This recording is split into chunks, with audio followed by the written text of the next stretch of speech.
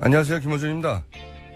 박근혜 대통령 측이 일시가 공개됐다는 이유로 대면 조사를 거부하고 있고, 헌재는 대통령 측 변호인단의 지연 전술로 결국 2월 내 판결이 불가능해졌으며, 황교안 대행은 청와대 압수수색 요청에 묵묵 부답인 데다 특검 연장도 하지 않을 것 같습니다.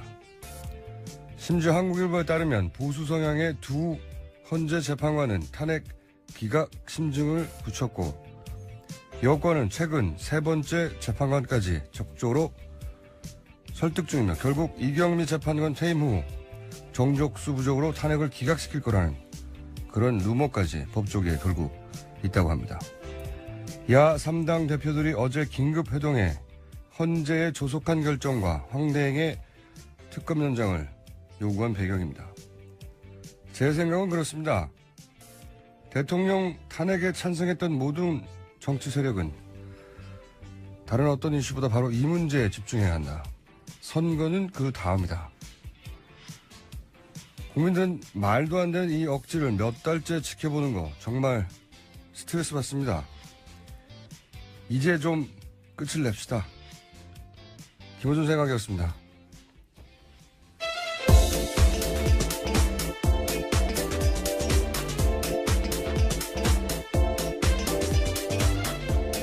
자, 시사인의 김은지입니다. 네, 제가 오프닝으로 한 이 루머. 네네. 이 루머는 사실 지지난주 정도부터 있었어요. 네. 네, 여의도 정치권을 중심으로 떠돌더라고요. 네. 제라 씨도 돌았었고요. 그죠? 예.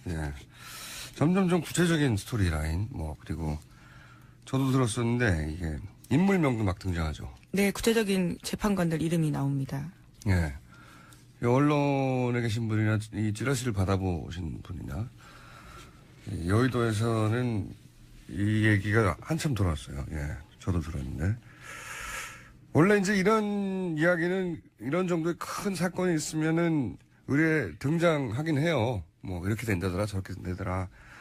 그 업계, 법조계도 업계죠. 예, 전망 정도로 이해할 수 있는 것들이었는데. 그 업계의 루머일 수 있고 그랬으면 저도 하는데. 근데 이제 걱정을 하는 것은 지금까지 그 박근혜 대통령 측 그 변호인단이 구사한 지연 전술. 저건 지연 전술이야 누구나 봐도 뻔한데 그냥 구사했잖아요. 그리고 그게 실효를 거뒀습니다. 어느 정도. 그리고 대면 조사 거부하는 것도 이거 말이 안 된다. 무슨 10일 날 9일 10일 이런 얘기 하는데 9일로 밝혀졌다고 그 말이 되나요? 9일 날 하루 전이라고 밝혀진 게 대면 조사 거부 이유가 안 되는데 거부하잖아요. 네, 그렇죠. 그리고 원래 특검은 당연히 연장된다고 처음에 시작한 거예요. 여야 합의가. 원래 이제 100일로 하다가 70 플러스 30일로 바꾸자고 그랬거든요. 새누리당에서. 새누리당이 30일은 무조건 연장된다. 이렇게 약속을 하고 시작한 겁니다. 근데 지금 그거 할 것 같아요? 안 할 것 같아요. 네. 이게 여야 합의였거든요. 70 플러스 30이고 30은 자동 연장되는 거로 거의. 안 할 것 같고. 거꾸로 이제 검찰 인사를 해서 특검이 그동안 구축한 성과도 와해시킬지 모른다. 이런 걱정이 있지 않습니까? 네네. 그것도 여의도에서 나온 이야기들이죠. 네. 근데 이거는 굉장히 구체적 정황인데 어제 저희가 인터뷰도 했었는데. 네. 이걸 종합하면 이런 루머를 믿고 싶지 않은데 과연 이런 일이 전혀 없을까? 개연성은 없는가? 그런 의문이 들기 시작하는 거죠. 그러니까 이제 어제 야삼당이 모여서 이거 큰일 나겠다. 이런 생각을. 왜냐면 처음 이런 얘기가 등장했을 때는 흔히 등장하는 루머이지 그게 가능하겠어 그랬는데 점점 걱정을 하는 거죠. 만에 하나 3월 13일 이전에 헌재 결론이 나지 않는다. 그럼 이 루머는 루머에서 함재적 추론에 단계로 격상이 되는 거죠. 예. 3월 13일 넘어가면 정말 대한민국 정치 일정은 완전히 이제 오리무중이 되는 거죠. 오리무중. 생각만 해도 스트레스가 왔습니다. 정치 일정뿐만이 아니라 이러한 국정 자체가 12월까지 멈춰 있을 수도 있는 가능성이 있어서요. 모든 게 이제 오리무중이 되는 거죠. 예. 난장판이 되겠죠. 생각만 해도 스트레스를 받아요. 정말. 그래서 저는 이제 선거는 그 다음이고 이 조속한 결정 있어야 되고 이제 탄핵에 찬성했던 여기는 바른정당까지 다 포함되는 거죠. 예. 모든 사람들이 힘을 모아야 할 때 다시 왔다. 예. 지금 한 13% 정도 반대하는 14% 반대하는 13%에서 80%가 계속 농락돼야 하는가, 이거 계속 지켜보는 스트레스 받아야 하는가. 스트레스 지수 굉장히 높아지고 있어요. 네, 다들 불안하다라는 이야기들을 많이 하더라고요. 실제로 네. 그런 상황이기도 하고요. 그래서 저는 지난 연말과 같은 상황이 다시 오고 있다. 최근은 아마도 이제 점점 긴장이 고조되겠죠. 저는 그런 생각 하게 됩니다. 이런 뉴스들을 보게 되면. 자, 관련해서 제가 1,500원을 받게 될 가능성이 높아지는 뉴스 전해 주십시오. 네, 특검이 오늘 예정된 박 대통령의 대면 조사가 무산됐다고 공식 확인했습니다. 네. 박 대통령 쪽은요, 대면 조사가 9일로 못 박아 나간 보도를 유출이라고 이야기하면서요, 그 주체로 특검을 지목하면서 격앙된 반응을 보였습니다. 요 격앙된 반응은 보통은 이제 화가 났을 때 격앙되잖아요. 저는 이제 반가워서 격앙될 수도 있다고. 핑계가 나왔다 하고 너무 반가워 격앙됐을 수 있어요. 네. 반가웠겠죠. 이걸로 핑계만 나와라 하고 있는데, 네. 요 앞에 가로치고 반가워서 격앙된 반응으로 네. 기사를 좀 고쳐서 읽었으면 좋겠어요. 관련 뉴스가 많이 나왔죠. 네. 네, 어제 JTBC 보도에 따르면요, 박 대통령 쪽이 그동안 비공개 조사를 강하게 요구해 왔다고 합니다. 네. 대면 조사 장소도 청와대 경례를 고집했었다라고 하는데요. 하지만 수사기관의 관례나 법률상으로 보면 대통령의 공개 조사에는 아무런 문제가 없다라는 게 어제 보도입니다. 그렇죠. 뭐 특검법에 피의 사실을 제외하고는 다 알려주게 돼 있어요. 게다가 네, 언론 브리핑 할 수 있게 네. 아예 못 박아놨죠. 특검을 하는 이유가 특별히 이 검사들을 따로 구성해서 어떤 그 외압도 없이 조사하라고 하는 것이고, 그것을 국민의 알 권리를 충족시키기 위해서 계속해서 언론 브리핑을 하게 돼 있거든요. 그게 박근혜 대통령 측에서는 사실 이 9일을 알려도 되는 거예요. 특검법상으로는. 근데 어쨌든 뭐 사실이 나오기만 하면 이게 이제 언론 플레이 한다고 그러는데, 언론 플레이 하는 게 아니고, 언론 플레이 맞죠. 언론 플레이를 하라고 되어 있습니다. 언론과 이런 플레이를 하라고 되어 있어요. 다 알려주라고. 근데 이제 뭔가 비밀이 많아요. 지금 청와대에서 요구하는 것은 보면. 그래서 청와대가 하도 말도 안 되는 이런 얘기를 하니까 이제 특검에서는 어제는 아무것도 확인해 줄 수 없다고 했었죠. 네, 그렇습니다. 아무것도 확인해 줄 수 없다고 했는데요. 기자들이 계속 물었거든요. 관련해가지고요. 워낙 큰 뉴스다 보니까요. 그래서 이규철 특검보가 이런 말을 했습니다. 말할 수 있는 상황이 될 때 다 정리해서 말하겠다. 박 대통령 쪽의 부당성을 포함해서 말하겠다라는 식으로 이야기를 한 겁니다. 이건 대면 조사가 완전히 무산됐다고 판단될 때 얼마나 말이 안 되는 욕을 해야 하는지 그거를 말을 해버리겠다고 이제 이런 건 전문 용어로 열받았다고 하죠. 예, 뉴시스는 이에 대해서 이렇게 제목을 붙였습니다. 청와대 떼쓰기 전모 밝히겠다. 네. 예. 저는 어떤 도대체 부당한 욕을 했느냐 여러 가지가 있을 거 보는데 그 중에 반드시 이거는 포함됐을 거라고 저는 봅니다. 뭐냐면 사전 질문지를 달라. 저는 이게 포함됐을 거라고 봐요. 방송 녹화도 아닌데 사전 질문지를. 저는 여기에 과감하게 500원 추가로 겁니다. 예, 2,000원 되셨네요. 예. 2,000원으로 상승합니다. 왜냐면은 생각해보세요. 가장 자신이 편하게 될 수 있는 이제 비서관들, 수석 비서관. 그런 회의에서도 다 이거 들고 오잖아요. 네. 들고 와가지고 오로지 그것만 읽어요. 회의라는 건 뭡니까? 주고받는 거잖아요. 회의가 아니고 낭독을 한단 말이에요. 항상 카메라 대놓고 써온 걸 오로지 읽기만 하는데 가장 가까운 사람들하고 지금 반대편에 서서 자신의 죄가가 있는지 없는지를 따지려고 묻는 사람들에게 이 토시 하나까지도 가장 가까운 사람들과 읽었는데 가장 먼 사람들하고 얘기를 할 때 사전 질문지가 있지 않으면 응하지 않을 것이다, 저는. 물론 이제 검사한테 사전 질문지를 달라는 건 말이 안 되죠. 예, 시험지 미리 보는 거죠. 조사가 아니죠. 조사가 예. 아닌데, 저는 평생 그래왔는데, 그리고 이제 최근에 법정에서 등장하는 얘기들도 예외는 없다고 그러잖아요. 거의 토시 하나가 그대로 있는다고. 준비되지 않는 상황에서는 발언이 없다고 하는데 방송에 나가지 않는 것도 그렇게 하는데 말이죠. 네. 저는 말도 안 되는 요구인데 이런 거를 요구했을 거라고 보고 요구 안 했다면 박 대통령이 아니라고 봅니다. 네. 그러면 대면 조사로서 의미가 사실 없는 겁니다. 왜냐하면 그런 거는 이미 서면 조사로 할 수 있는 거거든요. 할 수 있지만 예. 직접 만나서 조사하지 않았다는 것이 기본적으로 그 삼성 영장, 이재용 예, 영장 기각의 기각의 이유였죠. 중요한 이유잖아요. 예, 조사하지 않았다는 것이. 예. 저는 뭐 여러 가지 특검 입장에서는 부당하다고 생각될 요구가 있었을 것 같은데 이런 요구를 많이 했을 거라 봐요. 이 중에 하나만 걸려라 거부하는. 특검이 이거 안 받아들이면 우리 안 해. 계속 그랬을 거예요. 네. 그렇게 이제 응할 생각이 없으니까 응하지 않을 이유를 만들어야 하니까 부당한 요구를 계속 했겠지만 이 질문지를 미리 달라는 이야기는 저는 박근혜 대통령이 그동안 해왔고 계속 밝혀지고 있고 지금까지의 박근혜 대통령의 특징을 보자면 반드시 있었을 것이다 라고 500원을 걸고 추정하는 바입니다. 만약에 실제 사전 질문지 요구가 있었다. 질문지를 뭐 사전 질문지라고 명칭을 붙였든 뭐든 어떤 질문을 정해서 달라. 미리. 예. 그런 요구가 만약에 있었다면 그럼 저는 추가적으로 이 질문지에 답을 했는데 대묻지 못한다. 추가 질문을. 그것도 저는 있었을 거라고 봐요. 만약에 그게 있었다면. 왜냐하면 사전 질문지 의미가 사라지거든요. 추가 질문을 하면.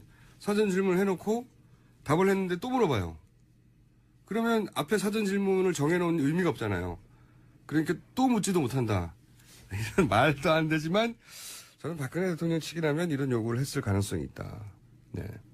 특검이 이런 거를 나중에 이제 합의가 돼서 결국 대면조사를 하면 안 밝히겠지만 합의가 안 돼서 결국 대면조사가 무산되면 이런 것도 밝힐 가능성이 있지 않을까.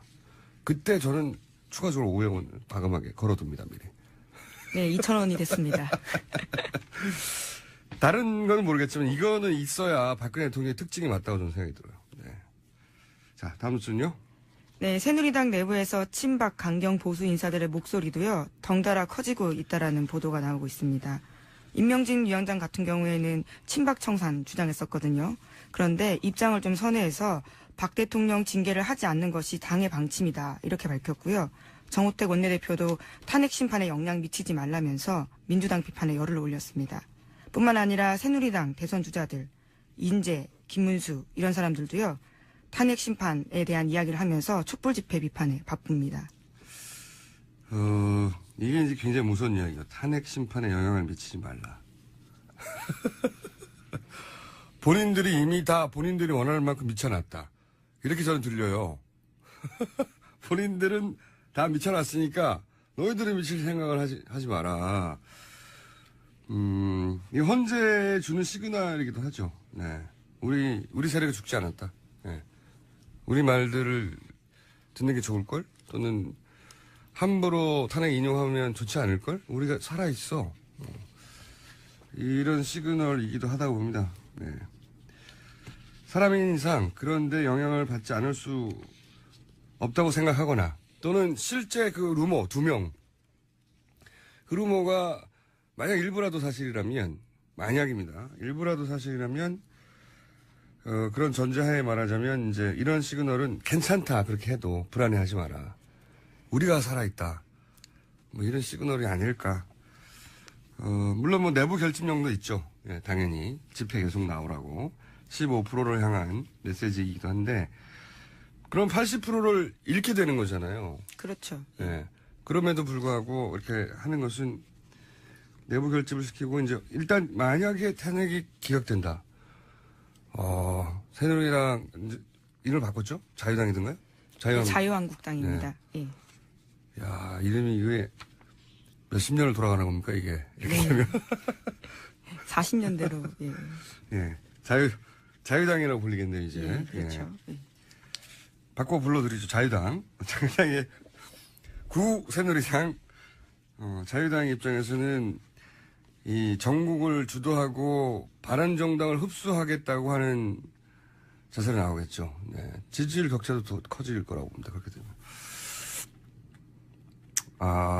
어떤 의미에서 스트레스 받으면 흥미진진하네요. 그런데 스트레스가 좀. 네. 흥미진진하다는 표현 말고 뭐가 있는지 모르겠지만 하여튼 스트레스를 받으면 계속 주목하게 되네요. 예. 지난 11월, 12월 상황이 다시 오고 있는 것 같습니다. 자, 다음 뉴스는요. 네, 삼성 관련된 뉴스입니다. 어제 JTBC와 SBS가 단독 보도한 내용인데요. 삼성그룹이 삼성물산과 제일모직이 합병한 뒤 두 회사의 주식을 모두 가지고 있던 삼성 SDI 지배력이 커졌는데 그래서 삼성 계열사들의 지분을 서로 돌려가며 보유하는 순환출자 구조도 강화가 됐습니다. 이에 따라서 공정위가 삼성 SDI가 보유하는 삼성물산 주식을 강제로 매각하도록 하는 심사에 착수했거든요. 그래서 2015년 10월 달에 공정위 내부적으로는 주식 1,000만 부를 처분하라 이렇게 결재를 했는데요. 그런데 2달 뒤에 이것이 절반으로 줄었습니다. 500만 주로 줄여서 발표를 했고요. 여기에는 청와대의 지시가 있었다라는 정황을 특검이 포착했다라는 보도입니다. 굉장히 어려운 뉴스네요. 이게 한마디로 표현하면 뭐냐면, 이재용 부회장이 그룹을 지배할 수 있도록 도와주라는 거예요. 그렇죠. 예. 한마디로. 이게 이제, 공정위하고 금융위였던가요? 금융위를 예. 압수수색을 지난주 금요일에 성동격서라고 했었죠. 예. 예. 청와대 압수수색만 다들 신경 쓰고 있는데 갑자기 공정위하고 금융위를 압수수색했잖아요. 그거 관련해서 나온 이제 보도인 것 같은데, 이 뉴스의 핵심은 뭐냐면 이제 복잡하게 막 여러 숫자도 나오고 막 순환 숫자 막 나오는데 한마디로 말해서 이재용 부회장이 그룹을 확실히 지배할 수 있도록 공정위가 거꾸로 도와줬다는 거예요. 네, 그 배경에는 청와대가 있다라는 의혹이고요. 네. 공정위는 원래 순환 출자를 못하게 하도록 막아야 되는 것이거든요. 근데 순환 출자를 통한 지배력을 더 강화하도록 공정위가 막은 게 아니라 도와줬다는 겁니다. 근데 그거를 이 청와대 안종범 전 수석 종범실록에서 나왔다는 거죠. 이게. 네, 그렇게 청와대가 이재용 부회장 지배력 강화를 도와줬다는 건데 이 관련해서 저는 또 하나의 500원짜리 배팅할 거리가 또 나왔어요. 2,500원인가요? 네, 2,500원으로 상승하는데 계속 올라가네요.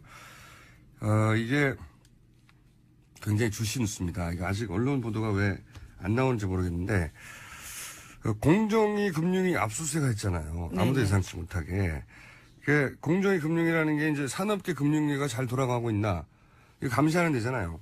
여기를 갑자기 덮쳤어요. 당연히 저는 삼성 재청구를 타겟으로 한다고 봅니다.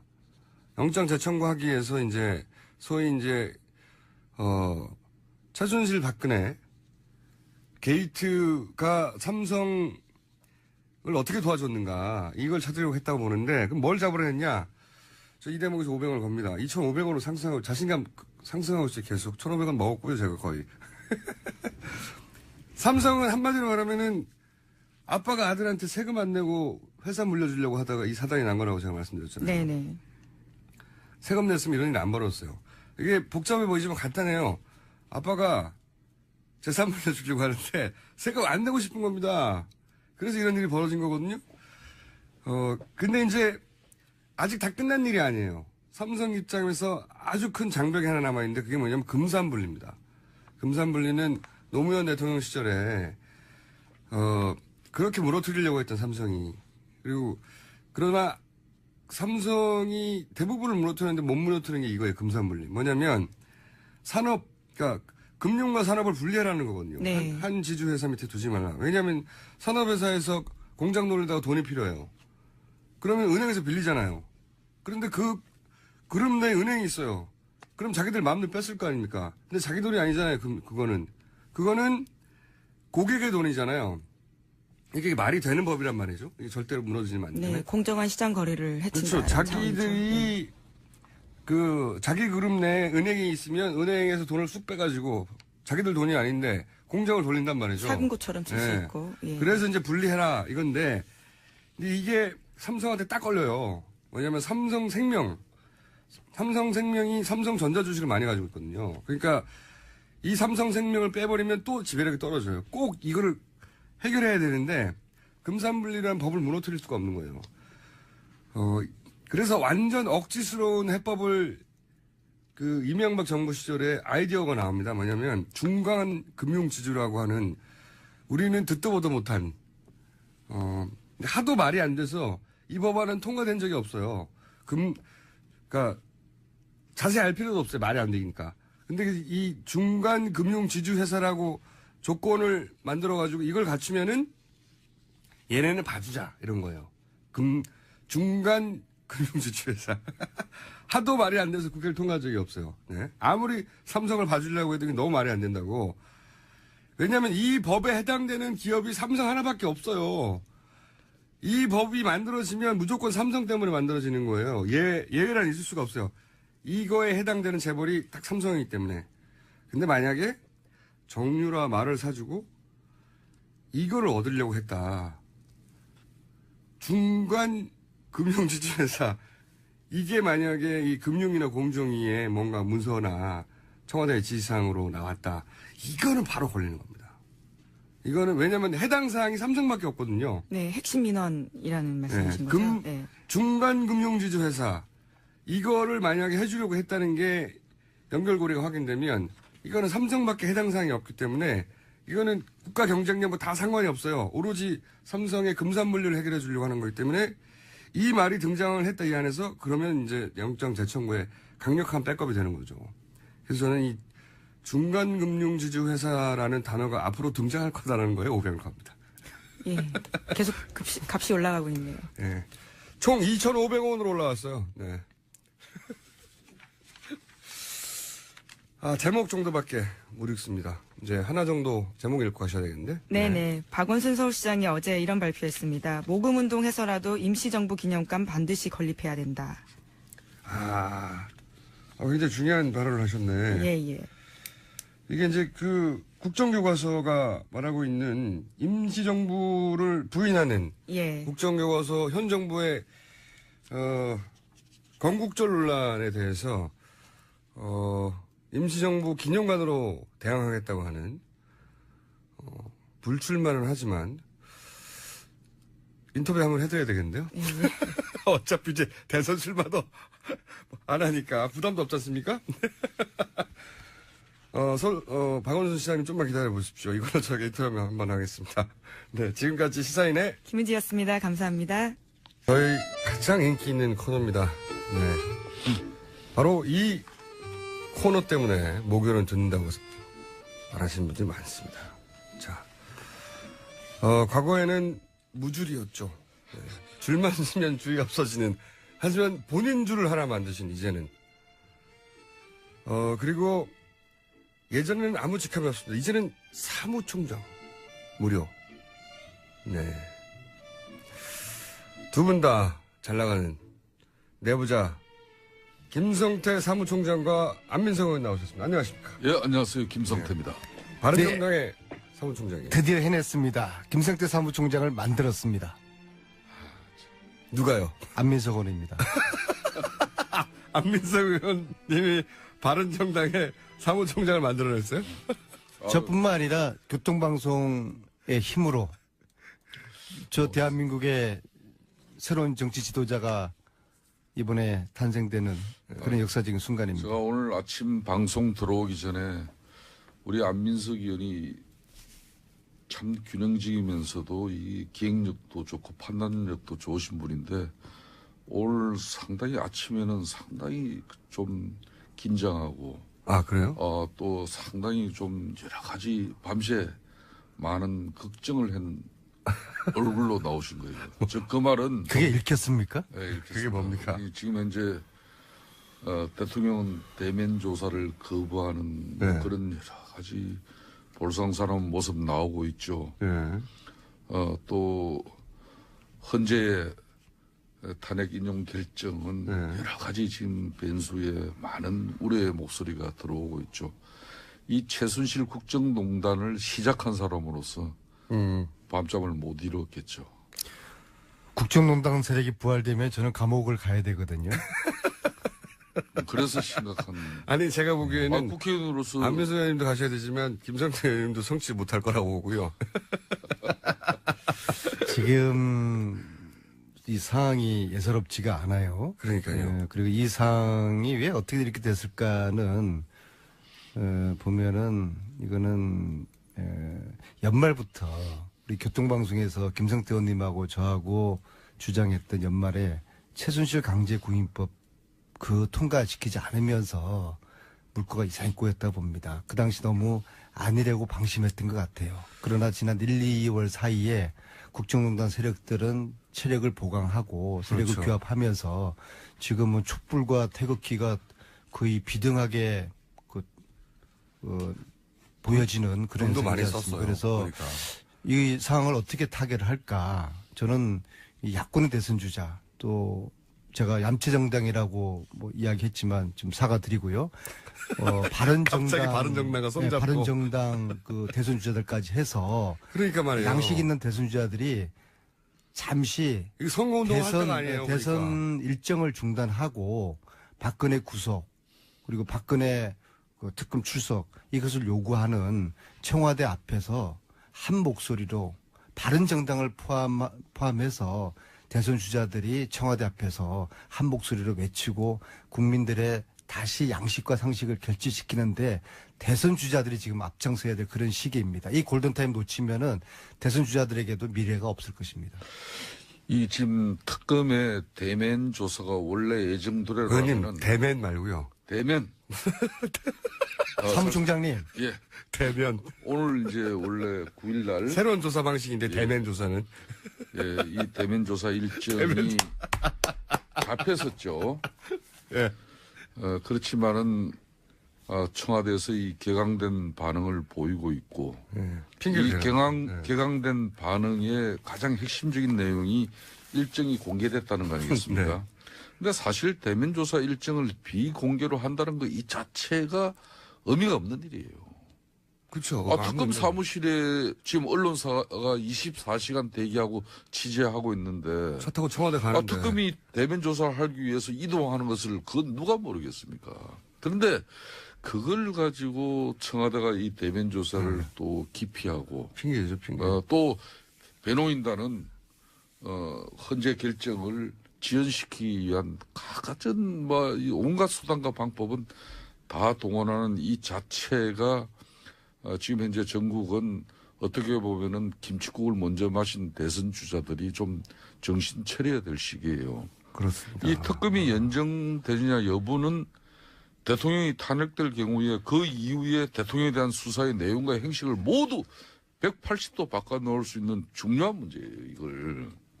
즉, 대통령으로서는 탄핵될 경우 그 이후에 신변에 매우 중대한 영향을 끼치게 된다는 그런 내용이죠. 왜 그런 내용이 지금 중시되는가 하면요. 정치권에서 지금 조기 대선도 그렇지만은, 이 특검기한 연장도 탄핵에 인용된다는 전제를 할 때 매우 중요한 변수죠. 일각에서는 특검 수사가 탄핵에 전혀 영향을 끼치지 않는다. 이런 이야기를 하는데 저는 그 내용을 믿지 못해요.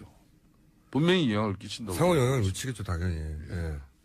김성태 의원님이 바른정당 사무총장 됐다는 것에 대해서 저는 상당히 그 희망을 가지는데요. 사실 야 3당은 어제도 특검 연장 합의를 했고요. 그리고 야 3당의 대선 후보자들도 그런 행보를 보일 것이거든요.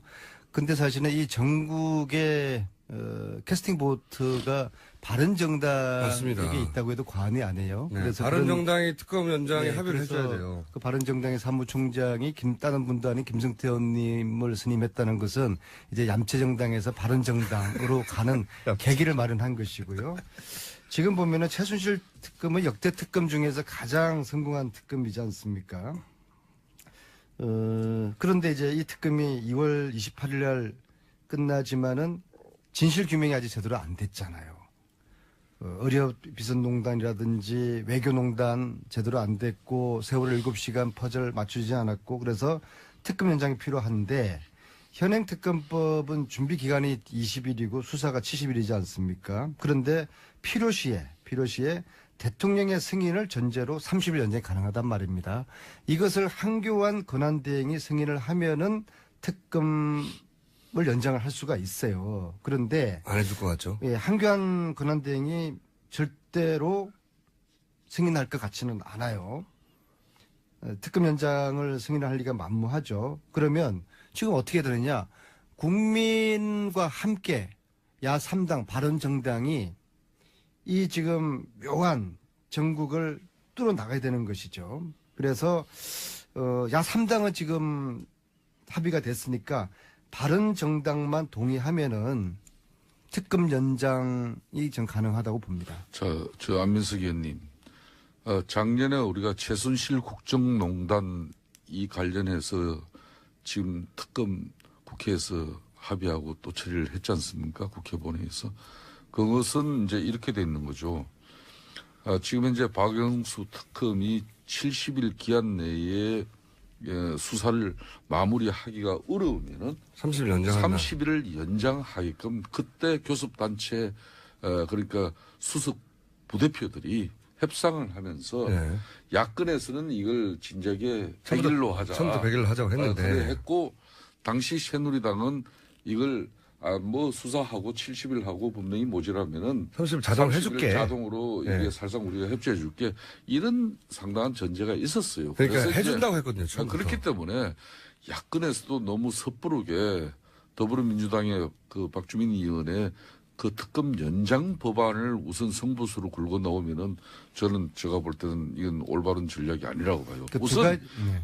현재 박영수 이 특검법, 이 최순실 국정농단 이 특검법에서 정한 수사기일 연장이 합법적으로 30일을 할 수 있게 됐어요.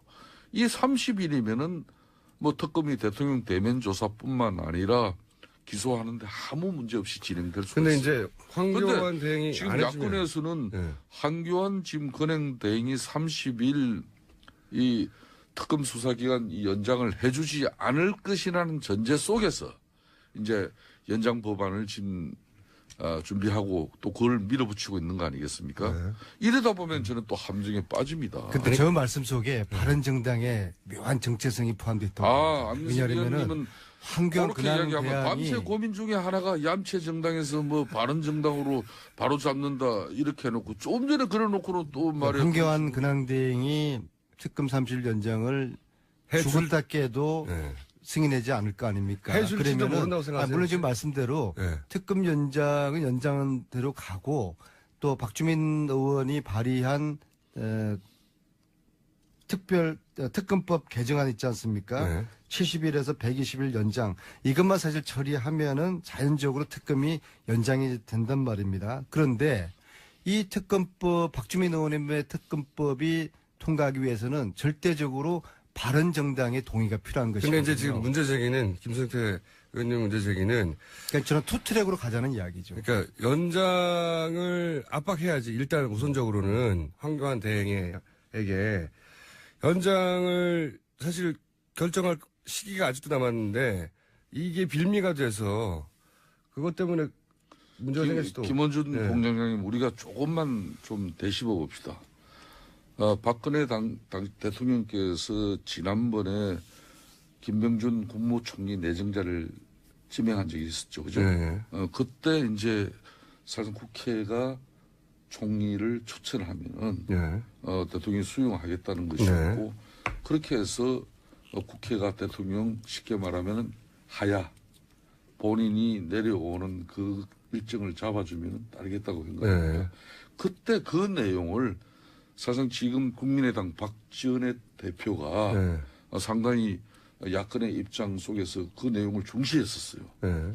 그때 그걸 사실상 또 야권은 합의를 보지 못했지 않습니까? 네. 그렇기 거부했죠, 때문에 전면적으로. 거부했죠. 이번에도 야권 3당이 지금 박영수 특검법 있는데도 불구하고 지금 물론 저도 이 한교안 지금 현재 총리 권한 대행이 대통령 권한 대행이 이걸 만일 이 수사기간 연장을 이거 수용하지 않으면 어떻게 해야 되냐. 그러면 바로 지금 안민석 의원 저희 얘기가 정답이에요. 그러면은 근데 그걸 하기 위해서는 만일 한교안 지금 권한 대행이 그걸 수용하지 않을 것이다라는 그런 전제가 되면은 국회 차원에서 작년 연말에 합의해서 국회가 박영수 이 특검법을 만들 때 이 30일 기간 연장하기로 했으니까 한교안 대통령 권한대행을 이걸 수용해라. 국회 본회의에서 전체 결의를 해줘. 의결을 해서. 그러면 제가 궁금한 그러니까 거는 예. 대통령 권한대행을 다각적으로 압박하는 방안을 먼저 마련하고 그걸 실천하는 그 모습부터 가야지. 그걸 뛰어넘는 걸 가지고. 그러면 제가 한 가지 궁금한데 바른정당도 특검이 연장돼야 된다고 생각을 하시는 거죠? 바른정당의 입장도. 저는 저 개인적으로는 분명히 하고 예. 아마 우리 당의 입장도 특검 이 수사기간 연장에 대해서는 저희들이 반대할 이유가 하나도 없다고. 그 사람이 그러시면 안 돼요. 사무총장 되셨다고 갑자기 오늘 아침 말씀이 많아지시는데요. 김어준 공장장 말도 막 끊고 그러시면 안 되고요. 근데 김성태 의원님하고 저 얘기하고 결국 같은 이야기예요. 그러니까 특검 이건 연장 단순히 전술의 차이인가요? 예. 특검 연장 하다가 안 되면은 특검법 관철시키는 걸로 하면 되는 거 아닙니까? 그래서 우리가 카드 두 개를 가지고 있는 것이죠. 그래서 유연하게 이 카드 저 카드를 그러면은 저는 쓰면 되는 이제 것이죠. 저는 이 바른정당의 정체성이 자꾸 부각이 안 돼서 이 새누리당보다 지지율이 떨어지고 있잖아요. 그러니까 여기서 사무총장님이 되셨으니까 이제 예. 제 말은 지지율 뭐냐면 올라갈 겁니다. 그죠? 특검 그 개정안에 대해서는 아직 유보 그러니까 절차가 있지 않느냐. 예, 그런 말씀이시면 특검을 연장하라고 황교안 대행에 요구하는 건 먼저 발표할 수 있지 않습니까? 당연하죠. 바른정당에서 특검을 연장해라 이렇게 주장하는 것으로 입장을 분명히 하면 그게 또 사무총장님이 지금 말씀하신 거 아닙니까? 바른정당은 앞으로 사실은 저 김성태 의원님은 대표급이시거든요. 저분이 제3당의 사무총장이라는 거는 이건 한국 정치가 뭔가 이게 잘못돼 가는 거예요. 사무총장이 아니라 대표가 아무튼 돼야 앞으로 되는데. 예. 바른정당의 사무총장 김성태 사무총장의 말씀은 곧 바른정당의 정책이자 의지로 보면 되거든요. 오늘 이 자리에서 특검 연장 하시겠다고 하셨으니까 이건 바른정당의 입장으로 보면 되지 않겠습니까? 안민석 의원이 수도권 내리 사선의 내공을 가지고 대통령이 지금 뭐 즐겨 쓰시는 말씀이 엮는다는 거잖아요. 바로 요런 게 엮는다. 그게 읽혔습니까? 지금 뭐 바로 바로 앞에서 읽혔어요? 이렇게 엮어내는데 그걸 못 읽으면은 그건 제가 수가 낮아요. 성찰하겠습니다. 근데 중요한 것은 지금 탄핵 심판 결정이 현재로서는 3월 두째 주로 예상되고 있지 않습니까? 그런데 이것은 헌법재판소가 현재까지 잡은 그런 마지막 변론 기일이 2월 20일이기 때문인 거죠. 2월 20일이 결론은 정상적으로 마지막 변론 기일로 이렇게 그래야 됐을 때 그럴 때 이게 가능한 얘기란 말이에요. 이게 좀 불안하지 않습니까 지금? 그러니까 탄핵이 인용된다고 해도 특검 수사 기간인 2월 28일 안에 결정이 안 나오기 때문에 대통령의 현직이 유지돼 결론은 대통령의 현직 기간 중에는 특검이 수사를 못한다는 얘기죠. 기소 대상이 아닐 수가 있는 거죠. 그렇게 지금 현재 상황은 상당히 지금 엄중한 상황입니다. 지금 현재. 그러니까 이제 바른정당이 특검 연장하라고 강하게 황교안 대행을 압박해야 되지 않을까요? 저는 박영수 지금 현재 이 특검팀. 절차는 이 특검팀이 요청을 하고 공식적으로 수사기간이 부족하다. 특검 수사기간 연장해달라는 공식적인 요청이 있어야 되는 것이고 그렇다 그러면은 지체 없이 황교안 권한대행께서는 받아들여야 된다. 작년에 박영수 이 특검에서 최순실 국정농단의 이 특검은 30일을 연장하기로 분명히 합의가 되고 이건 대국민께 공포가 된 상황이니까 이걸 수용하지 않을 이유가 없는 거죠. 오늘 정말 말씀 많으시네요. 하여튼 좋습니다. 뭐 사무총장 취임 기념으로 제가 그러니까 어쨌든 그 특검이 요청을 하면 바로 특검을 연장하라고 이제 바른정당에서 나올 거 아닙니까, 그죠? 그렇습니다. 김성태 의원님이 말씀하셨어요. 문제 의식과 대안은 저하고 비슷해요. 근데 방법론이 하나 더 추가돼야 된다는 거죠. 어떻게 이제 풀어갈 것인가인데 그 첫 번째 계기를 이번 주 토요일 날 그 촛불 광장으로 바른정당을 포함한 야권의 대선 후보자들이 유승민, 남경필 선거운동 할 때가 아니에요 지금. 네, 손학규, 안철수, 문재인, 안희정, 또 이재명 이런 분들이 또 천정배도 있죠. 이번 토요일만큼은 촛불 시민들과 함께 광장으로 나서야 됩니다. 그래서 이 물고 묘하게 흘러가는 이 물꼬를 다시 되돌려서 네. 한 달 전 12월 말로 이걸 되돌리지 않으면은 제 생각에는요, 큰 위기를 맞게 될 바른정당이 수도 있어요. 촛불 집회에 가면 가장 인기가 좋을 거예요. 제가 생각하기에는. 왜냐하면 바른정당이 이 특검 연장이나 이런 사안에 캐스팅 보드를 쥐고 있다는 걸 일반 국민이 다 알고 있거든요. 잘 안 보이셔, 근데. 그래서 대선 주자들이 지금 네. 뭐 학교 급식실 방문하고 재래시장 방문하고 그럴 때가 비현장 아니다. 논란하고 이럴 때가 아니에요. 지금은 대선 주자들이 국민들이 뭘 원하는지 뭘 걱정하는지를 잘 읽어서 이 민심의 흐름을 타고 가야지 모두에게 살 길이 열리는 것이죠. 잘못하면은 죽 써서 개 주는 꼴을 당할 수가 있습니다. 이제 안민석 의원께서 대체로 좀 이제 좀 진정이 되고 진실된 이야기를 하고 계신데 그동안 야권에서는 솔직히 김치국 먼저 마셨지 않습니까? 맞습니다. 마셨죠. 네. 정치권에서도 이 탄핵 국민이 아직 마무리되지도 않은 마당에 뭐 너무 이미 특정 지금 후보는 거의 대통령 된 것 마냥 바른정당 후보들도 조직 많이 체계가 마셨어요. 의원님. 잡히고 말이야. 그렇게 국민들에게 거의 대통령 수준의 뭐 각급 군이나 기관으로부터 어전 벌써 대우받고 이거 옳지 않아요. 그런 측면에서 섣부른 대선 노름을 지금이라도 접어야 됩니다. 현 시국을 어떻게 안정적으로 수습할 것인지가 선행되어야 할 것이지. 헌재가 아직 탄핵 결정, 인용 결정도 하지도 않았는데 거의 뭐 대통령 조기 대선은 확정이 되었고 이미 그 선거에서 누구는 벌써 대통령 된 것처럼 이렇게 가져가고 이걸 우리 사회가 수용하는 이 시스템은 지금 뭔가 문제가 있는 것이죠. 이참에 바로 잡고 가자는 거죠. 지금 혼자서 1분 30초 말씀하셨는데요. 저 말씀에 토시 하나 고치지 않고 제가 그대로 전적으로 동의합니다. 지금까지 우리의 야권의 대선 후보자들이 마치 다 된 밥상인 양 정권 교체가 그 이루어진 양 너무 자만하고 방심한 그 결과가 이런 묘한 상황을 초래했다고 보기 때문에 지금이라도 당이나 국민과 촛불과 야당의 대선 후보자들이 함께 가야 되는 것이죠. 저는 바른정당이 여기에 합리하면 저는 훨씬 더 인기가 좋아질 거라고 생각하거든요. 그래서 그거 역시도 바른정당이 좀 중대한 절대절명 기로에 선 게 정말 얌체 정당이냐 바른정당이냐 그것을 판가름할 수 있는 유승민, 이번 주 토요일 나오시죠, 안경필 형님. 두 후보에게 이번 주 토요일 날 사무총장께서 나오라고 언명을 하십시오. 그러니까 지금 안민석 의원께서 좋은 의견을 주시는데 그걸 강요하면 안 돼요, 상대에. 지금 야 3당의 문제도 그런 거예요. 이 대통령 측의 탄핵 심판 이 지연 전술로 급기야 지금 탄핵 선고 연기설까지 지금 이제 나오고 있는 것이고 심지어 탄핵 기각설까지 나오고 있지 않습니까? 그럼 이걸 단식하고 여러 가지 우려하고 과연 이 대한민국이 어떤 혼란을 맞이할 것인가 거기에 대해서 책임 있는 야당의 모습을 가져가야지. 그렇다고 해서 이 탄핵 심판을 야 3당이 헌재를 압박하는 수단으로 가져가면 또 안 돼요. 그건 헌법에 헌재의 이런 독립성을 갖다가 유지해주고 그걸 존중해줘야 되는 그런 국민적 가치나 정치권으로서의 기본이 있는 건데 이거 여차 잘못해버리면요.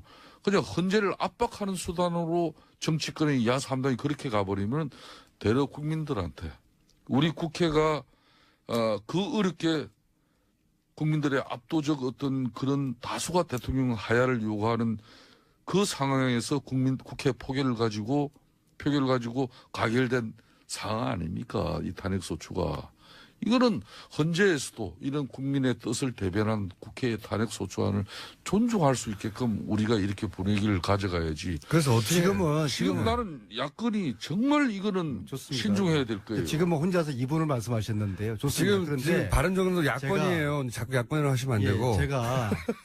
제가 이렇게 말씀드릴게요. 네. 유승민, 안경필 의원이 이번 주 토요일 날 강화문 촛불 나오시면은 제가 두 분을 업어드리겠습니다. 그렇게 해서 그렇게 제가 해서라도 보기엔 의원님이 이 물꼬를 안 바꿔 업어주셔도 나갑시다. 사람들이 굉장히 반길 거라고 봐요. 제가 목마도 태워드리고 업어드릴게요. 남경필 의원님은 몸집이 적으셔서 제가 목마까지 태워드릴 수가 있어요. 저 그래서 안민석 이번 주 토요일 의원이 날 왜 국민과 함께 이 남경필 물꼬를 한번 바꿔보죠. 지사를 저렇게 끔찍이 애끼고 위해 주는가 하면요. 안민석 의원은 솔직히 본인도 정치적 속셈을 똑바로 이야기해야죠. 본인 다음 이제 경기도지사 이제 준비된 사람이에요. 아, 그게 읽힙니까? 제가 뭐 다 이미 아는 사실이지만. 그게 읽혀요? 그러니까 지금 현재 이 국정 혼란을 감안하면은 국정 안정을 하루빨리 회복하기 위해서 여야 정치권이 슬기롭고 지혜로운 지금 해안을 가져야 되는 것이고 대통령 파면을 결정하는 탄핵 심판 자체가 절대 졸속적으로 이루어져서는 안 됩니다. 헌재 재판관들도 이 국민 정서, 대한민국이 앞으로 가야 할 길을 절대 그 사람들 간과할 수 없습니다. 그렇기 때문에 또 이 그동안 이 헌재가 대통령 이 배노인, 대리 배노인들 얼마나 국민을 우롱하는 그런 처사로 지금 이제 헌재 변론을 하고 있습니까? 그걸 우리 헌재 재판관들이 절대 모를 분들이 아니에요.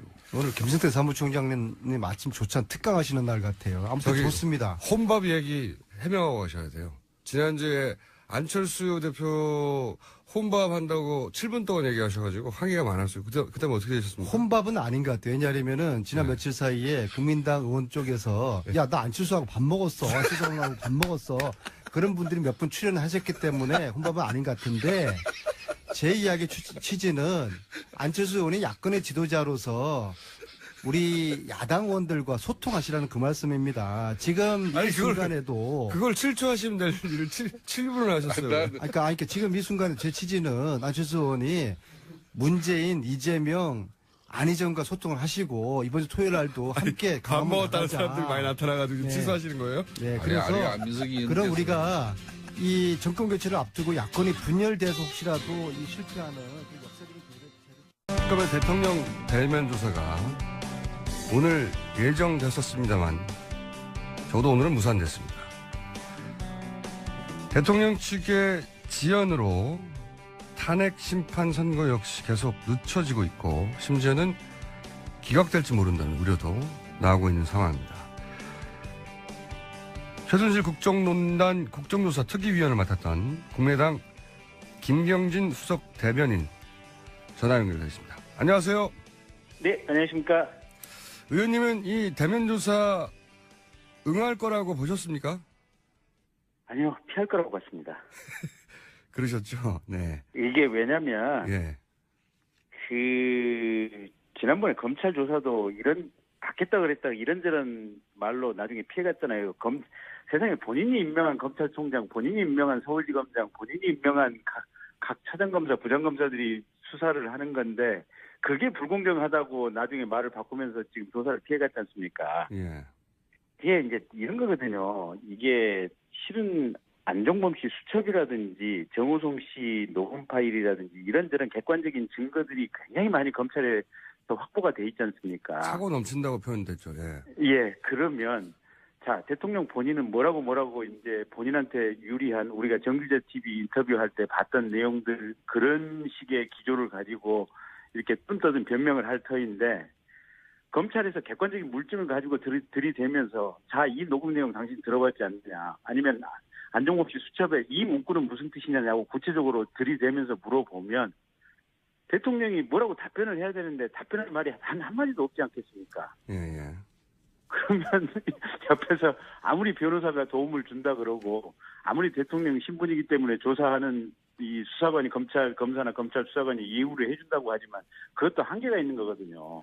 결국은 대통령이 이 객관적인 물증 앞에서 아무 말도 못하고 무너지게 될 터인데 그런 상황을 안 겪고 싶은 거죠.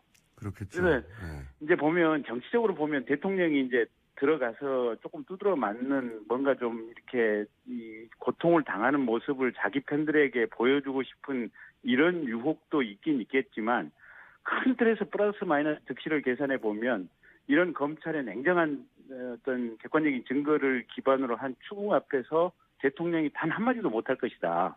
그러면 그 상황에 대해서 뭔가 해명을 해야 되는데 해명할 방법이 없다 보니 결국은 그래서 검찰 수사도 피했던 것이고 특검 수사도 피하기 위한 명분만을 지금 찾고 있었는데 그게 조사 일자가 유출됐다고 하는 그 핑계를 잡아서 지금 피하려고 하는 것으로 이렇게 읽힙니다. 저도 그래서 사실은 1,500원을 배팅을 했었는데 안 할 거라고. 네. 네. 그런데 그러니까 이제 예. 이 특검법 12조에 보면 이렇게 나와 있지 않습니까? 사건의 대국민 보고라고 하는 조항을 이 최순실 특검법에 특별히 넣어놨거든요. 저희 국회에서. 네. 그래서 수사 과정에 대해서 언론 브리핑을 실시할 수 있다라고 하는 근거 조항을 아예 저희가 만들어줬습니다. 이 사건은 워낙 국민적인 관심사가 큰 사건이기 때문에 네. 이게 이런 저 조항을 넣어놓지 않으면 형법에 있는 피의사실 공표죄 조항하고 충돌될 가능성이 있거든요. 네네. 그래서 아예 특검으로 하여금 소환 일자라든지 조사와 관련돼서 압수수색을 하는 부분이라든지 이런 내용을 국민에게 실시간으로 전달해서 국민적 의혹이 없도록 이 근거 조항을 만들어 놨는데 그럼에도 불구하고 지금 그 대통령은 이 조사 일정 이게 밖으로 누출됐다고 지금 거부를 하는 거니까요. 사실은 전면적으로 법을 무시하는 행태죠. 말도 안 되는 핑계를 대는 건데 네. 이게 지금으로 봐서는 이제 그 핑계가 대중적으로 설득력이 있냐 없냐가 중요한 게 아니라 아무나 걸리기만 하면 그걸 가지고 거부할 심산이었던 것 같고 그래서 결국은 거부했고 이대로 가면 끝내 대면 조사가 이루어지지 않을 것 같은데 그 경우에 특검이 대면 조사를 강제할 방법은 전혀 없는 거죠. 근데 이제 일단 이제 이론적으로만 저희가 이제 검토를 해보면 헌법에 보면 현직 대통령의 불소추 특권이라고 지금 규정이 돼 있지 않습니까? 예.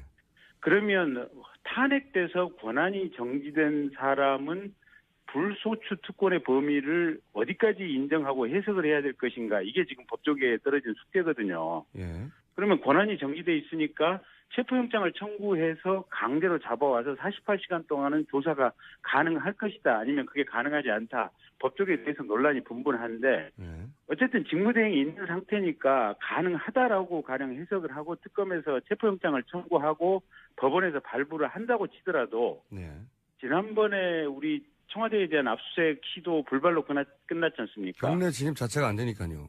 예. 그래서 청와대 경호실에서 무력을 동원해서 이게 못 들어가게 아예 막으면 사실은 군인이라든지 경찰 병력을 동원해서 청와대 경호실을 무력으로 제압해야 되는데 지금 그럴 방법은 없거든요. 예. 그러니까 대통령 권한대행 황교안 씨가 사실은 뭐 그럴 의지가 전혀 없는 거니까요. 그러다 보니까 체포영장을 발부받았다고 하더라도 실은 집행할 방법이 없는 겁니다. 그래서 네네. 특검으로서는 사실은 현실적으로 이 대통령을 대면 조사할 방법은 실제로는 없다. 본인이 거부를 했을 경우. 그렇게 판단이 되고요. 그래서 이제 국민적인 여론의 압박 이런 부분이 중요한데 이 박근혜 대통령 이분이 여론의 압박에 꿈쩍하실 분이 아니어서 여론을 전혀 못 느끼시는 특수한 감각을 가지신 분이라 자. 네. 그래서 더더욱이 이제 특검 연장을 굉장히 중요하게 야3당에서는 생각하고 있는데 네. 지금 현재 특검법상의 연장 권한은 황교안 대행에 있는데 거부할 거라고 하는 전망이 많은데 의원님 어떻게 보십니까? 저는 거부하지 못할 거라고 봅니다. 아 그러세요? 예. 그런 이유는 예. 저희가 이제 검찰 내부에서 황교안 총무 권한대행도 지금 기본적으로 검사 출신 아니겠습니까? 예. 그럼 검찰 같은 경우는 이제 구속된 사람에 대한 수사기간이 기본적으로 10일이지만 필요한 경우에는 10일을 추가로 더 연장해서 이제 20일을 이렇게 이제 수사하기도 하는데 검찰 내부에서 10일 수사기간이 만료돼서 한 번 더 연장하겠다고 했을 때 그걸 검찰 내부적으로 거부한 전례가 없습니다. 그렇긴 한데요. 그런 전례만 가지고 지금 이런 특수한 상황에서 황교안 대행이 대통령을 더 수사하라고 승인해 줄까요? 근데 예. 황교안 총리가 만약에 이거를 승인을 안 하게 된다면 본인 스스로도 이 수사 방해 세력으로 이 방해 세력이라는 것을 온 세상에 자임한다는 것은 워낙 분명한 거고 스스로도 그걸 느끼지 않겠습니까? 합리적 양식이 있다. 합리적 추론은 당연히 그렇고 상식 수준에서는 그렇게 전망이 되는데 박근혜 대통령 측에서 이게 상식과 합리적 추론의 범주 내에서 반응하지 않잖아요. 이때까지 보면은 여론을 하죠. 예. 그렇긴 하죠. 그걸 다 걱정하는 거 아닙니까? 하긴 해야 되는 일인데 안 하겠지 이런 아니, 이런 세상에 전망이. 대한민국의 범죄자 집단들이 민주주의 특검이 아닙니다. 조사를 받지도 않은 상태에서 강제 수사를 당하고 있습니다라고 이게 언론 앞에서 떠드는 이런 집단들이니 그러니까요. 정수 말대로 이게 합리적인 상식이 통하지 않는 건 분명하죠. 그러니까요. 그래서 이제 다들 야 이거 이제 특검법 개정안 그러니까 황교안 대행의 승인이 필요 없는 특검법을 새로 만들어서라도 이거 통과시켜야 되는 거 아닌가 이런 얘기들 하는데 이 네. 특검법 개정안도 결국은 캐스팅 포트를 바른정당이 지고 있는 거 아니겠습니까? 이 바른정당이 지고 있고요. 근데 바른정당은 지금 동의를 할 거라고 봅니다. 저도 그렇게 생각이 왜냐면, 드는데 예, 지금 어쨌든 박근혜 최순실 게이트와 관련해 가지고는 바른정당과 새누리당이 차별화의 길을 분명히 걸으려고 하고 있거든요. 그래서 또 어제 이제 장제원 대변인 얘기를 들어보면 헌재 재판과 관련해서 이 대통령 측에서 시간 끌기 그만하라라는 성명이 나온 것을 보면 네. 그런 걸 보면 이 별도의 특검법 개정안에 대해서 바른정당이 동의를 할 것이다라고 추정이 되기는 하는데 네. 그럼에도 불구하고 그 안에서 이제 그 유승민 의원이라든지 또 일각에서는 이 헌재 이 결정에 대해서 뭐 승복해야 된다라든지 아니면 뭐 보수의 뭐 단일 후보를 뽑아야 된다 뭐 이런 식의 운동을 하는 걸 보면 약간의 좀 의심스러운 대목도 없지는 않습니다. 바른정당 내부에서도 의견이 분분한 것 같아요 보니까. 네, 결국 이게 더군다나 여야 합의 사안이라서 네, 법사위원장은 자기는 그냥 이 법을 통과시켜 상정시킬 수가 없고 여야 합의를 먼저 하라고 하는데 새누리당이 합의에 줄 리가 없지 않습니까? 그러긴 하죠. 그래서 이게 남는 거는 그 국회의장 직권상정 하나 남는 건데요. 그렇게 되면. 직권상정도 사당 원내대표들이 합의를 해줘야 되거든요. 이거 정말 어렵습니다. 이거 네. 어떻게 돌파하죠? 국민의 영혼밖에 없습니다. 네. 정말 이게 저희들이 무언의 촛불 시위를 삼청동에서부터 헌재 앞까지 그냥 쭉 그냥 한 줄로 이어서서 이 침묵의 촛불 시위를 하는 것이 가장 강력한 의지가 아닐까 싶습니다. 오늘 그래서 저희 그 2부에서도 나왔던 얘기가 야 이거 지금 선거운동 할 때가 아니라 모든 잠재 대선 후보들이 활동을 멈추고 다시 지난 12월 말처럼 네. 이게 심각한 상황이라는 걸 인지하고 거리로 나가야 되는 거 아니냐 이런 얘기도 있거든요. 예, 그래야 되는 상황인 것 같습니다. 이 국면을 넘어가야 비로소 우리 사회가 정상적인 사회로 진입을 하는 첫 발을 내딛는 것이고 여기서 헌재에서 브레이크가 걸리면 물론 12월 대선이긴 하지만 이 고통을 저희가 10개월 이상을 더 받아야 되는 이런 상황 아닙니까? 아 이건 엄청난 스트레스입니다. 예, 국민적으로 마음도 갈갈이 찢기고 또 경제 문제도 그렇고 그 어느 것 하나 지금 해결될 수 없는 상황들이어서요. 그리고 또 한 가지 제가 여쭤보고 싶은 게 네, 이제 특검 연장이 여러 시도에도 불구하고 안 될 경우에 네, 이제 그 특검에 파견 나왔던 검사들도 돌아가야 되는데 네, 그 경우에 그 과거 전례가 이제 국정원 댓글수사팀을 네, 공중분해했는데 그 방식이 이제 인사를 통해서 했단 말이죠. 네, 그러면 특검 연장 안 된 상태로 검찰로 돌아갈 경우에 황교안 체제 하에 있게 되는데 그 네. 경우에 이제 황교안 대행이 검찰 인사를 다음 주에 해서 네, 기본적으로 이제 우병우 라인이라든지 혹은 뭐 이 수사 의지가 강하지 않거나 자신들의 영향력 아래에 있는 그 간부들을 라인업을 한 다음에 네, 그 밑으로 이제 이 특검에 파견 나왔던 검사들을 집어넣는다든가 네, 이런 식으로 해서 기술적으로 밖에서 보기는 잘 모르겠지만 검찰 내부에서는 공소유지가 되게 어렵게 만들 수도 있다 이런 우려가 나오는데 이 공소유지가 안 된다는 게 어떤 의미인지 검찰 출신으로 좀 설명을 해주십시오. 예. 근데 공소유지는 지금 기본적으로 특검 측에서 하는 문제여서 네. 이제 그 부분은 별 걱정은 안 하실 것 같고 안 하셔도 될 것 같고요. 네. 근데 두 번째 인사 문제도 지금 검찰 내부에서 들리는 소리는 평검사 인사는 한다. 하지만 부장검사라든지 검사장급 이상의 간부급 인사는 일단 정권이 바뀔 때까지는 안 하고 이제 그대로 간다. 예. 이렇게 내부적으로 지금 정해져 있다는 것 같습니다. 그리고 그게 원래 방침이었는데, 네. 또 나오는 얘기로는 그렇게 말은 했지만 실제 간부급도 하게 될지 모른다는 얘기가 우려가 있어가지고요.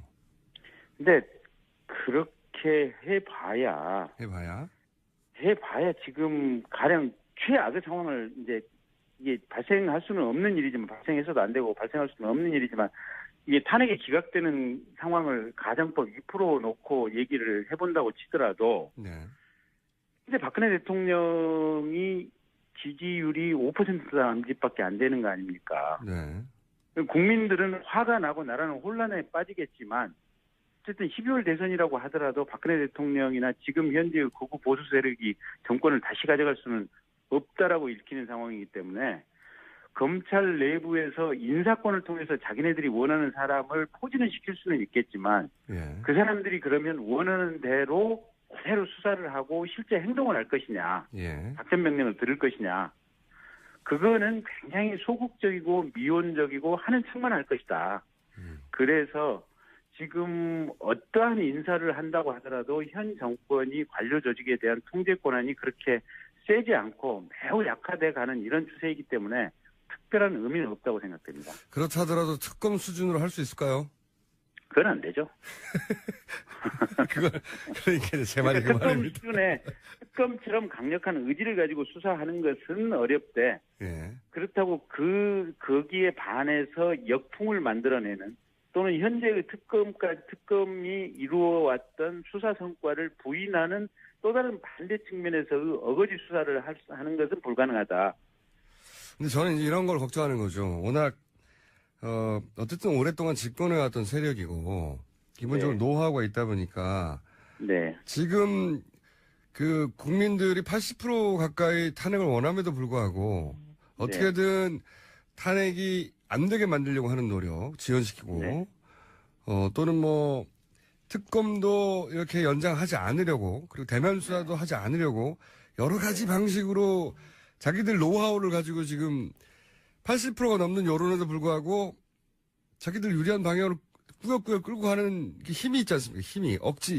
억지지만. 그래 봐야 도도한 역사의 물줄기를 되돌릴 수는 없습니다.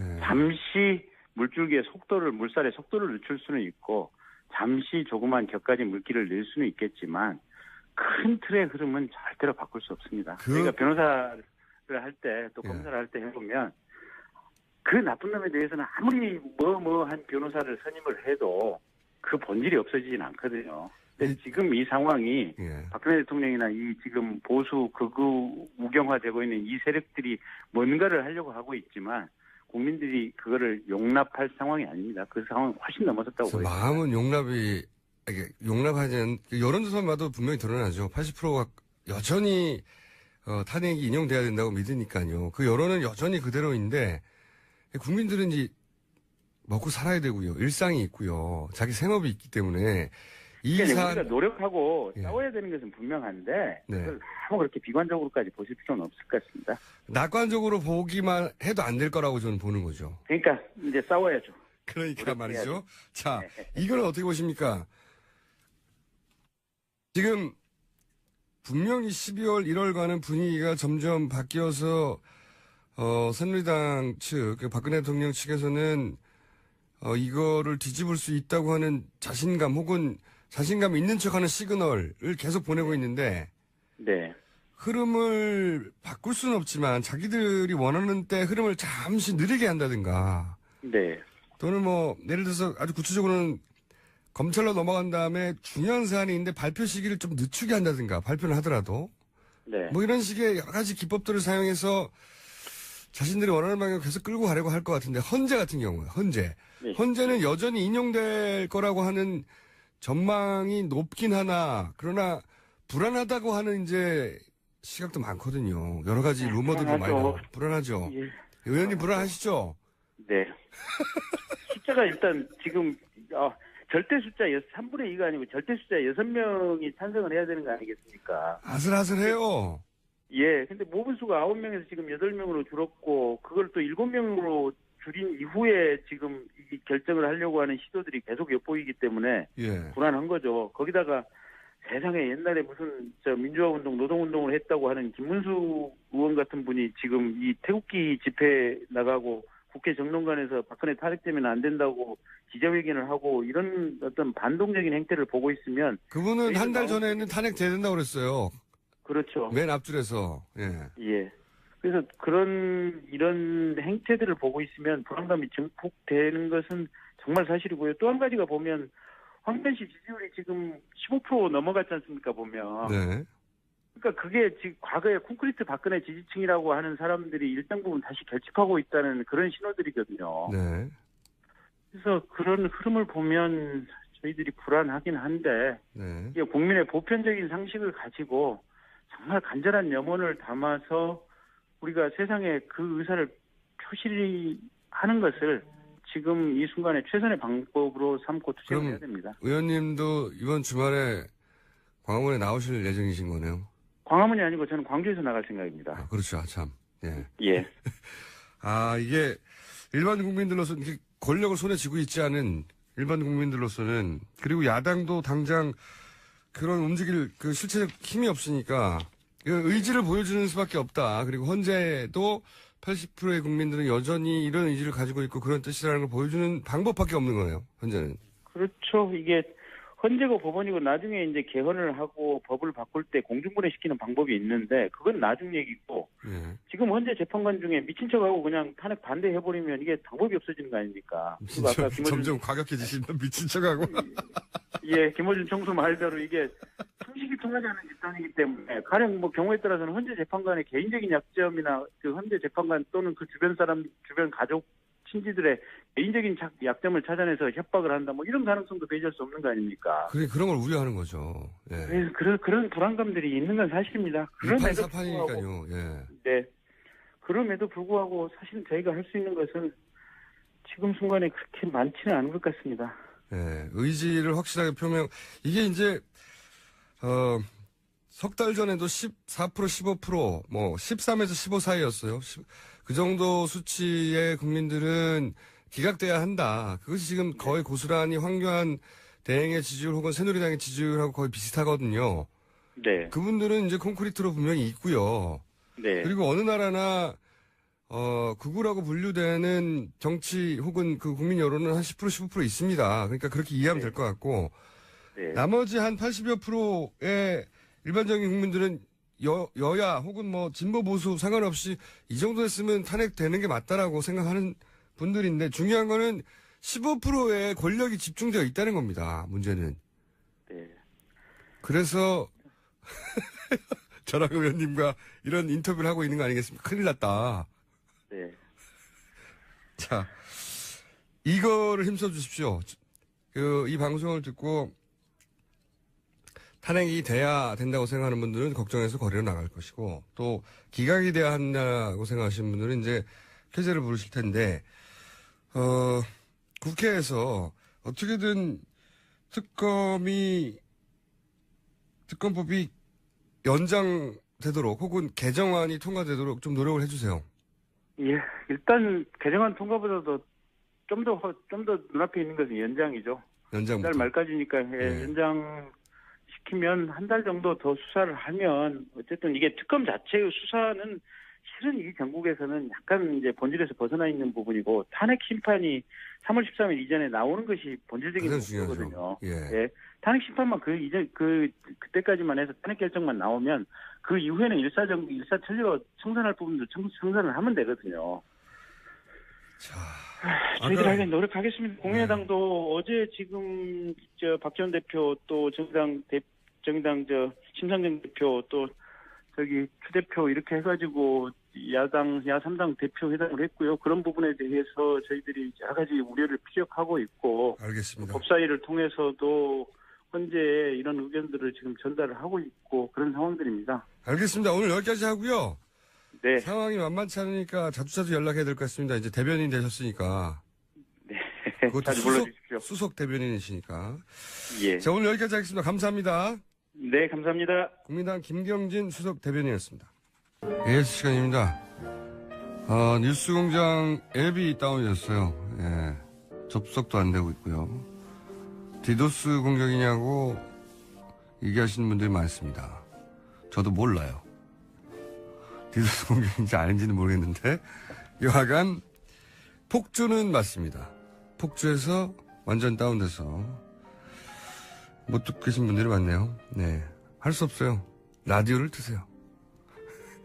당장은. 아니면 잠시 후에 팟캐스트 업로드를 보셔야 될 것 같고. 이 예산을 서울시에서 많이 받아가지고 대폭 증설해야 될 것 같습니다. 증설을 하는데 또 다운된 거라고 저는 알고 있습니다. 자, 왜냐면 저희가 이제 동시간대 라디오 프로그램 1위. 당연하죠. 네. 당연하고. 라디오 전체 프로그램, 전국에 있는 모든 프로그램 중 4위. 이거는 뭐 팟캐스트를 합치면 저희가 압도적인 일이라고 보는데. 또 당연하고요. 네. 제가 진행하니까요. 당연한데 어쨌든 폭주 상태입니다. 안 들리고 있어요. 네. 자, 이런 문자가 있네요. 내부자 둘 코너. 안민석 김성태 의원이 하시는. 이 코너가 마무리가 미숙하다고. 그게 아마 이제 두 분이 대화하는 도중에 음악이 나가고 끝나는 거 때문에 마무리가 미숙하는 걸로 보이는데 반성하라고 저한테 하는데 싫습니다. 반성하기. 컨셉이에요, 그게. 그러다 끝내는 게. 그리고 요즘 택시 탔는데 뉴스공장 듣는 분도 많고 틀어달라고 하는 분도 많다고 합니다. 잘하고 계십니다. 네. 어쨌든 앱이 안 되는 것은 폭주해서 그렇다. 서버를 증설했는데 또 그렇다. 또 증설해야 한다. 이건 이 TBS 사장님이 할 일이다. 사장님한테 항의해 주세요. 여기까지 하겠습니다. 세련된 도시건축가. 제가 앞으로 세련된을 느끼려 했습니다. 왜냐면은 굉장히 패셔너블한 분이에요, 이분이. 아이고, 참나. 대충 하시죠. 네. 나이를 뛰어넘는 패션. 네. 패셔니스타 김진애 도시건축가 나오셨습니다. 안녕하십니까? 네, 안녕하세요. 네. 고맙습니다. 아니, 이게 사실이에요. 네. 아십니다. 못 보여드려서 한스럽습니다. 제가 이 패션을 볼 때마다, 야, 세련됐다, 세련됐어. 야, 나이를 잊게 만드는구나. 20대들도 따라 하면 세련되다고 칭찬을 받을 그 정도의 패션을 구사하고 계십니다. 네. 여기까지 칭찬을 하고요. 자, 오늘 사실 그 얘기부터 잠깐 해보면 걱정이 되시죠, 요새. 당연히 걱정되죠. 네. 갑자기 며칠 사이에 네. 불안감이 훅 올라왔어요. 글쎄 말이죠. 예. 대통령 대면 조사를 하지 않는 것이 하나의 신호탄처럼 느껴져요. 500원 버셨죠. 1,500원. 1,500원 다. 오늘 500원, 1,000원 추가했어요. 두 가지 더 글쎄 걸었습니다. 말이죠. 저기 저도 뭐 안 될 그럴 거라고 생각했어요. 마지막에. 예언은 타이밍이 중요합니다. 아니, 저는 스피커가 없으니까.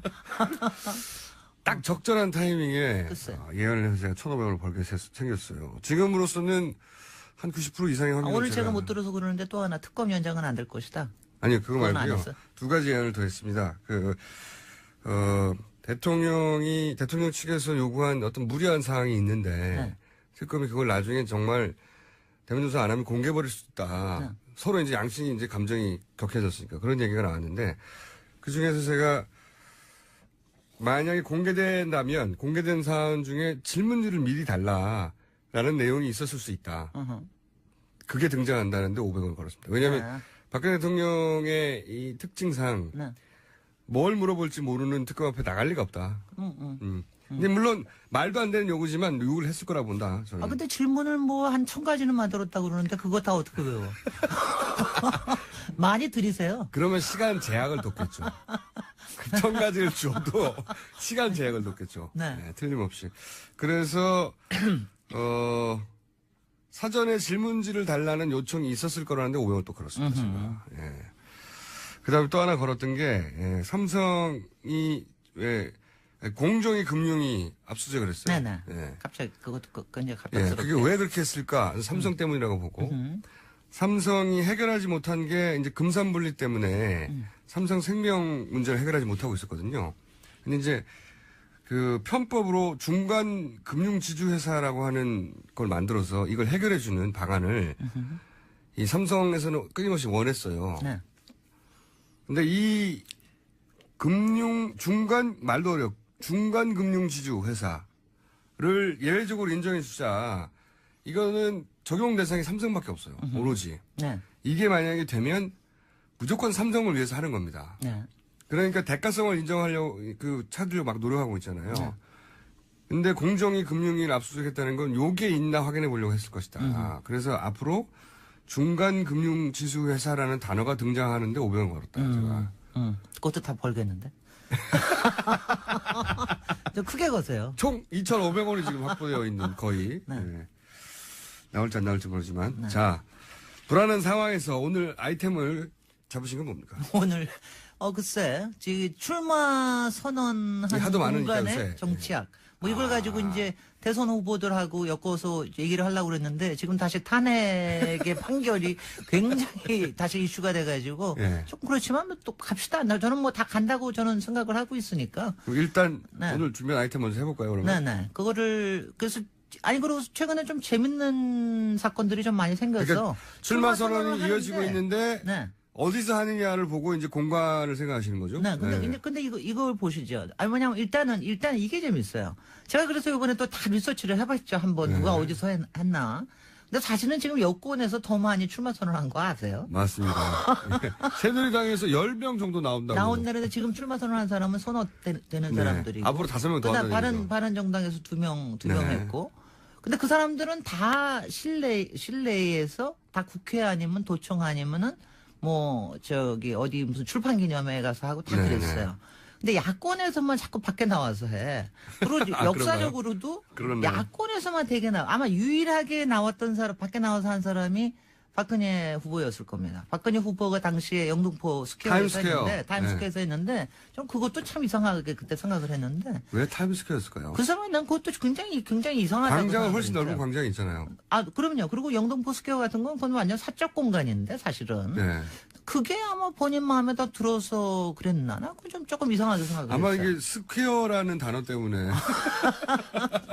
광장이니까. 근데 일단 야권에서 이렇게 바깥으로 나오는 거는 이유가 뭘까? 야권이기 때문일까?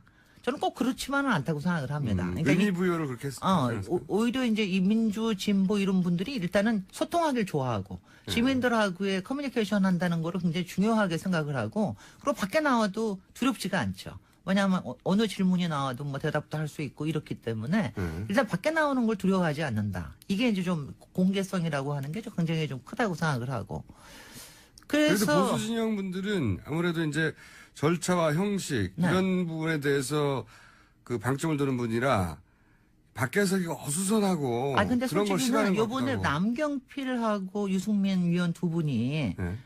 아마 국회에선가 했을 거예요. 근데 그분들이 시간이 좀 있었으면 사실 밖에서 했을 겁니다. 저는 그렇게 생각합니다. 그분들 성향이 그분들 성향이. 근데 이번에 반기문 들어오기 전에, 유엔 총장 들어오기 전에 빨리 하려고 막 그랬기 때문에 할 수 없이 국회에서 한 것 같은데, 그렇지 않았으면 좀 볼만한 얘기거리가 좀 나올 수 있었을 특히 텐데. 남경필 도지사 같은 경우에는 이제 감각이 좀 젊다 보니까 글쎄 말이죠. 색다른 곳에서 했을 법도 한데. 그럴 것 같아요. 한번 물어봐야 되겠는데, 하려면 어디서 했을 것 같으냐고. 네. 근데 아니, 이제 왜냐하면 사실 하려고 그래도 마땅한 그렇게 장소가 없어요. 장소가 마땅하지 않습니다. 맞습니다. 여태까지 나온 데가 뭐 광화문에 세종대왕 앞에서 한 거는 손학규. 예. 그다음에 불출마 선언을 한 거는 덕수궁 앞에 누가.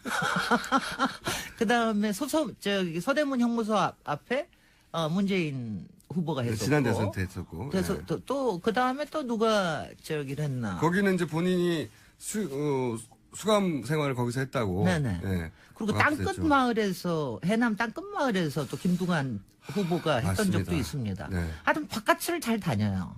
바깥을 잘 다녔는데 이렇게 그리고 강금실 서울시장 후보가 정동국장에서 했어요. 제가 기억이 안 나요. 근데 정동국장에서 했는데 그때는 네. 스타일을 꾸긴 게 네. 왜 청계천에 먼저 사진을 찍고 나서 거길 걸어가냐고요. 그래서 스타일을 되게 꾸겼는데 네.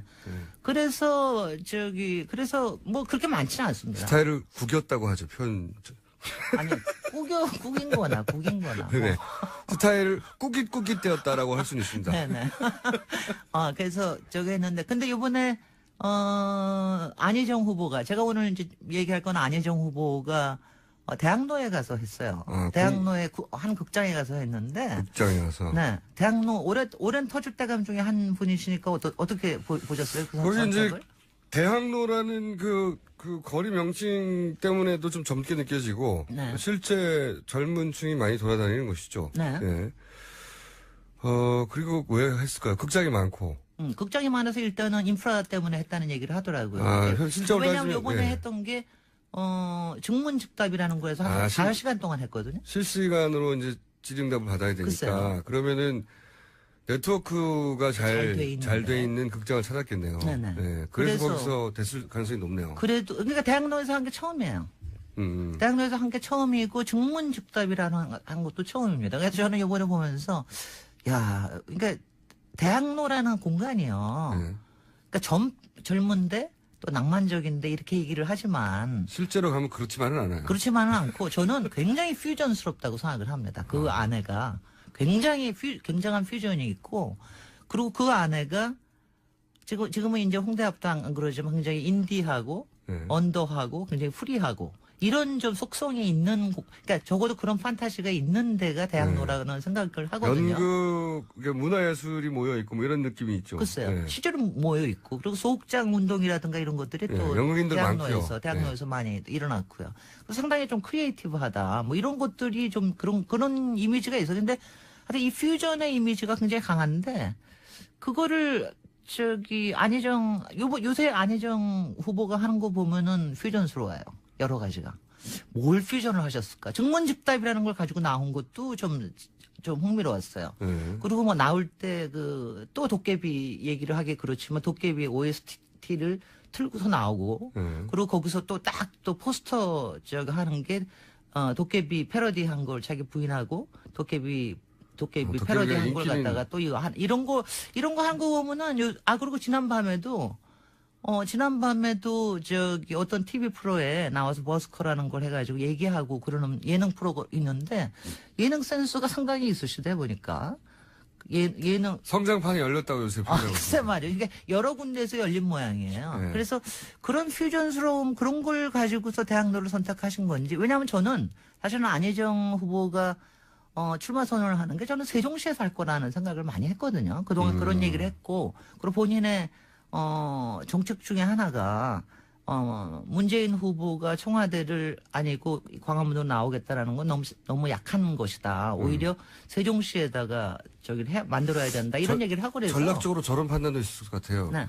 안희정 도지사가 수도권에서 지지율이 낮은 편입니다. 상대적으로. 그렇죠. 예, 그래서 수도권을 굳이 출마 선언하는 지역으로 골랐을 가능성도 좀 물어보진 저는 않았지만. 그렇게 봅니다. 예. 그래서 그렇게 보면서, 그러니까 이런 게 참 딜레마인 거예요. 지난밤에, 본인이 얘기하신 게, 우리나라의 이 인서울이라고 하는 일종의 컴플렉스, 서울에 오지 않으면 아무것도 하지 못한다. 이런 걸 비판을 하시는 걸 가지고 얘기를 하면서도, 본인은 할 수 없이 이 표를 얻으려고 그러면 지금 인서울에 들어와서 해야 되고, 네. 그 다음에 대학로라고 하는 이미지를 차용했다. 솔직히 대학로라는 데는요, 서울에만 있는 게 아니에요. 전국의 27개 도시에 대학로라는 게 있습니다. 대학 근처는 다 대학로. 대학로에는 왜냐면 그래야지 장사가 잘 되니까. 네. 그래서 그런 것들, 그 다음에 요새 만들어내는, 정책들도 상당히 이게 제가 아주 굉장히 좋게 표현해서 퓨전스럽다고 얘기하는 겁니다. 나쁘게 말하면 짬뽕입니까? 아니 뭐라고 얘기해서 상당히 그렇게 될 수밖에 없는 이런 거 그런 게 좀 느껴집니다. 최근 이제 안희정 도지사가 주목도가 높아지다 보니까 안희정 도지사의 사례를 드신 것 같고 이재명 약 한 달 전에 얘기했으면 이재명 시장이 아니 이제 그건 좀 따로 얘기하고 싶어요. 왜냐하면 그래요? 그거는 굉장히 공장이라고 하는 거에 예. 공장이라고 하는 공간에 숨어 있는 이 여러 가지 심볼들을 좀 얘기하고 싶어서 오늘은 안희정 도지사의 이것만 가지고 한번 얘기를 해봅시다. 그건 별도로 따로 그건 나누실 거고. 별도로 하고 왜냐하면 저는 굉장히 인상적이었거든요. 굉장히 인상적이었죠. 저도. 공장. 네. 네. 아니 그리고 이 공장이 사라져가는 공장의 시대의 공장에서 본인이 이제 공장은 공장에서 우리에게 무엇인가? 직공 출신이다 네, 보니까 네, 네. 실제 네. 굉장히 인상적이었는데 그걸 다루실 줄 알았는데 일단 오늘은 이걸 다루고 오늘은 하고 저기 이재명 시장님은 따로 다뤄드릴게요. 안희정 도지사만 얘기하는 게 아니고. 그리고 저기 다른 그리고 앞으로 보수 후보들도 좀 앞으로 다른 후보들이 나오면 다뤄드리겠습니다.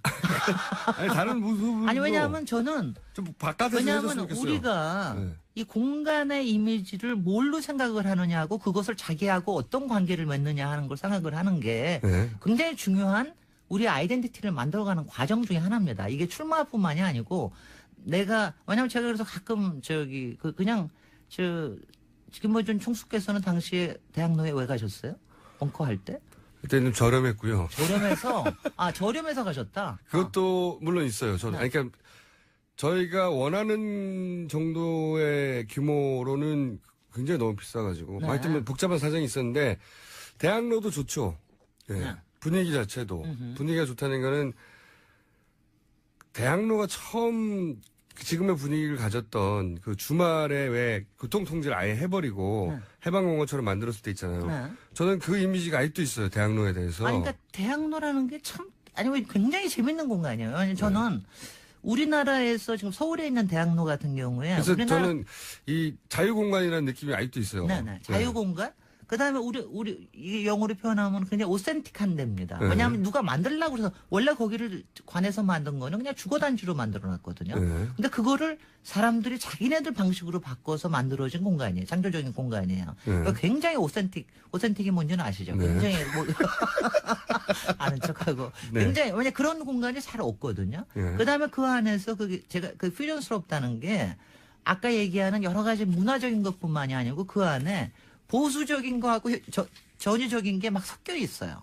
그것도 굉장히 흥미로운 건데. 상업화가 많이 됐으면 아쉽기도 해요, 저는 근데. 물론이죠. 네. 근데 거기는 상업화가 안 될 수가 없는 공간. 사람이 많이 모이니까요. 근데 그거를 안희정 지사의 요새 이 핵심 키워드하고 그리고 안희정 도지사가 상당히 또 저는 흥미로운 인물인 게 사실 그 충남도라고 하는 게 얼마나 보수적인 데입니까? 네. 거기서 지금 도지사 지금 한 7, 8년째 하고 있으면서 본인이 바꿔가는 그렇지만 본인의 심지는 굳은 네. 이런 사람이 세상을 어떻게 보고 어떻게 만들어가느냐 이거하고 연결이 돼서 상당히 재밌는 선택이었다 이런 생각을 합니다. 잘 어울리는 선택을 하셨다고 생각하시는 거예요? 네네. 저는 그렇게 봅니다. 만약 그 저기를 나와서 하려면 그거를 할 수밖에 없었을 거다. 뭐 이런 생각을 해요. 그럼 만약에요. 네. 아직 그 출마 선언을 하지 않은 친박 지정 있지 않습니까? 네. 제대로 선언을 하지. 김문수 전 도지사 같은 경우도 출마 선언을 하지는 않았거든요. 근데 김문수, 홍준표, 이왕구 이런 사람? 이완구 의원이 할지는 모르겠지만 제 말은 이제 그 바른정당에서는 출마 선언을 대부분 해버렸고, 네. 그렇죠? 그 다음에 안철수 아직 안철수 전 대표는 출마 선언을 했냐 안 했냐 모르겠네. 안 했습니다. 아직 안 지금 했군요. 제가 궁금한 게 안철수와 문재인이 어디를 고를 것이냐가 굉장히 궁금합니다. 그래서 저는 이분들은 틀림없이 장소를 상징적인 곳을 고를 그렇습니다. 텐데 네. 보수 진영에서는 대부분 이제 실내나 국회나 이런 자꾸 선택하니까 어디를 권하시는지 친박 진영에게 권하는 곳은 어디다. 그 숙제를 주세요. 나 그런 금방 못해. 청와대 앞에서 해야 하나요 이분들은? 여하튼 태극기가 큰 데서 해야 되겠죠. 아 그렇군요. 태극기 큰 데서 태극기하고 성조기 같이 있는 곳. 그런 숙제를 주시니까 미 대사관아. 아니 왜냐하면 저도 그런 생각을 잘 안 해봤는데 이거는 굉장한 생각거리인데요. 알겠습니다. 보니까 오늘 여기까지 하고요. 정말 오센틱은 고유한 진본인 그들만이 가진 이런 뜻이고요. 저는 오늘 여기까지 해야 될 것 같습니다. 네, 고맙습니다. 네. 내일 다시 뵙겠습니다. 김어준이었습니다. 안녕. 안녕하세요. 김어준입니다. 박근혜 대통령 측이 일시가 공개됐다는 이유로 대면 조사를 거부하고 있고 헌재는 대통령 측 변호인단의 지연 전술로 결국 2월 내 판결이 불가능해졌으며 황교안 대행은 청와대 압수수색 요청에 묵묵부답인 데다 특검 연장도 하지 않을 것 같습니다. 심지어 한국일보에 따르면 보수 성향의 두 헌재 재판관은 탄핵 기각 심증을 붙였고 여권은 최근 세 번째 재판관까지 적극적으로 설득 중이며 결국 이경미 재판관 퇴임 후 정족수 부족으로 탄핵을 기각시킬 거라는 그런 루머까지 법조계에 돌고 있다고 합니다. 야 3당 대표들이 어제 긴급 회동해 헌재의 조속한 결정과 황대행의 특검 연장을 요구한 배경입니다. 제 생각은 그렇습니다. 대통령 탄핵에 찬성했던 모든 정치 세력은 다른 어떤 이슈보다 바로 이 문제에 집중해야 한다. 선거는 그 다음이다. 국민들은 말도 안 되는 이 억지를 몇 달째 지켜보는 거 정말 스트레스 받습니다. 이제 좀 끝을 냅시다. 김호준 생각이었습니다.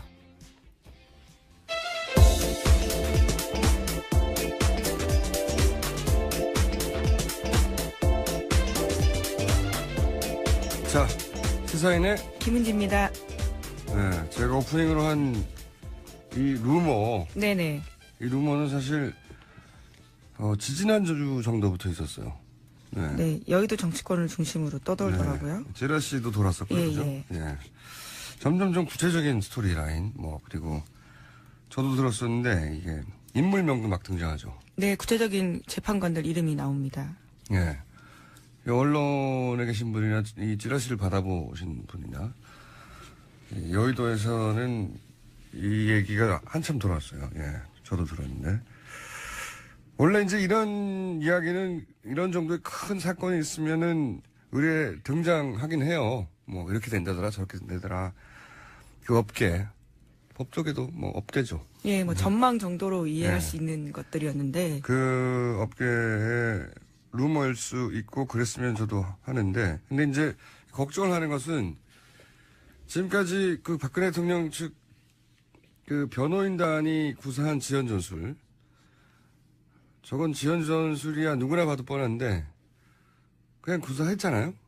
그리고 네. 그게 실효를 거뒀습니다, 어느 정도. 그리고 대면 조사 거부하는 것도 이거 말이 안 된다. 무슨 10일 날 9일 10일 이런 얘기 하는데 9일로 밝혀졌다고 그 말이 되나요? 9일 날 하루 전이라고 밝혀진 게 대면 조사 거부 이유가 안 되는데 거부하잖아요. 네, 네. 그렇죠. 그리고 원래 특검은 당연히 연장된다고 처음에 시작한 거예요. 여야 합의가. 원래 이제 100일로 하다가 70 플러스 30일로 바꾸자고 그랬거든요. 새누리당에서. 새누리당이 30일은 무조건 연장된다. 이렇게 약속을 하고 시작한 겁니다. 근데 지금 그거 할 것 같아요? 안 할 것 같아요. 네. 이게 여야 합의였거든요. 70 플러스 30이고 30일은 자동 연장되는 거로 거의. 안 할 것 같고. 거꾸로 이제 검찰 인사를 해서 특검이 그동안 구축한 성과도 와해시킬지 모른다. 이런 걱정이 있지 않습니까? 네. 네. 그것도 여의도에서 나온 이야기들이죠. 네. 근데 이거는 굉장히 구체적 정황인데 어제 저희가 인터뷰도 했었는데. 네. 이걸 종합하면 없다고 했었죠. 네, 그렇습니다. 아무것도 확인해 줄 수 없다고 했는데요. 기자들이 계속 물었거든요. 관련해가지고요. 워낙 큰 뉴스다 보니까요. 그래서 이유철 특검보가 이런 말을 했습니다. 말할 수 있는 상황이 될 때 다 정리해서 말하겠다.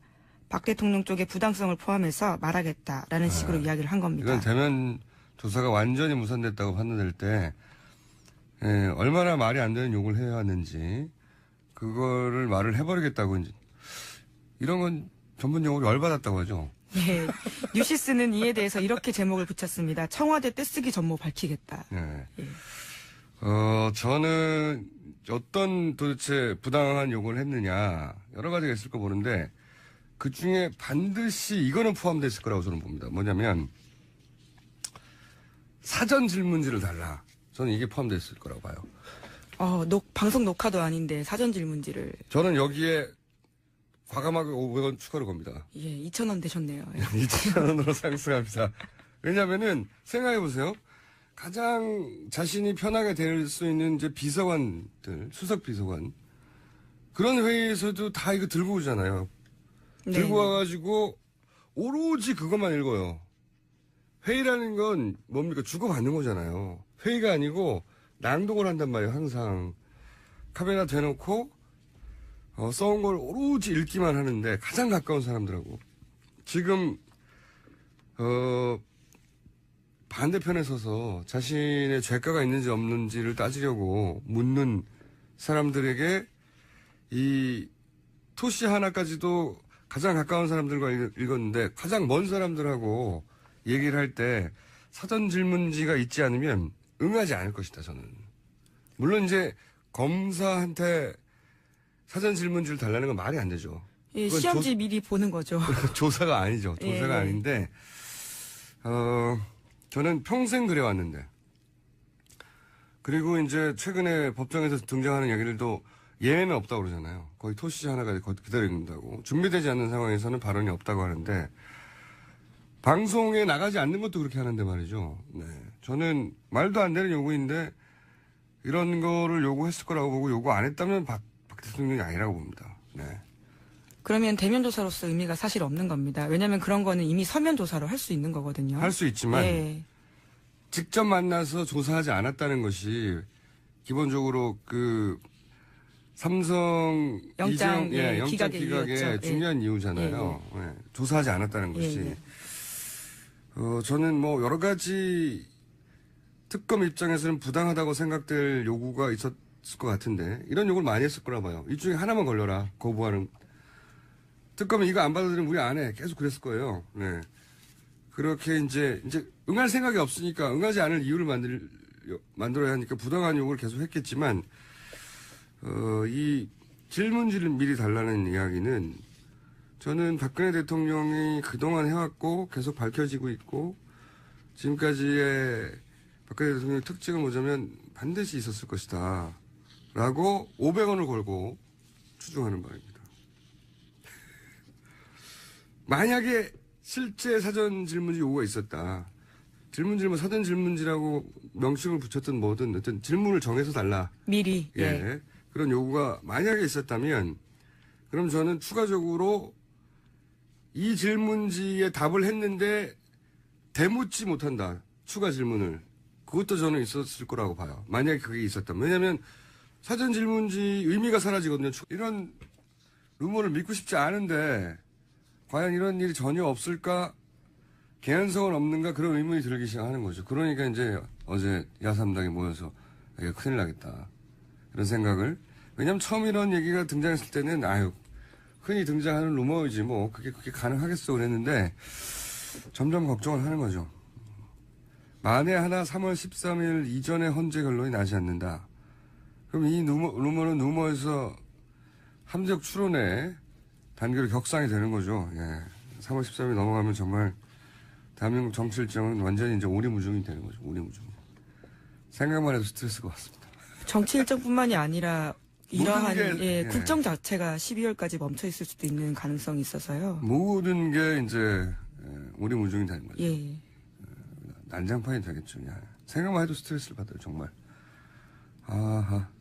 그래서 저는 이제 선거는 그 다음이고 이 조속한 결정 있어야 되고 이제 탄핵에 찬성했던 여기는 바른정당까지 다 포함되는 거죠. 예. 모든 사람들이 힘을 모아야 할 때 다시 왔다. 예. 지금 한 13% 정도 반대하는 14% 반대하는 13%에서 80%가 이렇게 계속 농락돼야 하는가? 이거 계속 지켜보는 스트레스 받아야 하는가? 스트레스 지수 굉장히 높아지고 있어요. 네, 다들 불안하다라는 이야기들을 많이 하더라고요. 실제로 네. 그런 상황이기도 하고요. 그래서 저는 지난 연말과 같은 상황이 다시 오고 있다.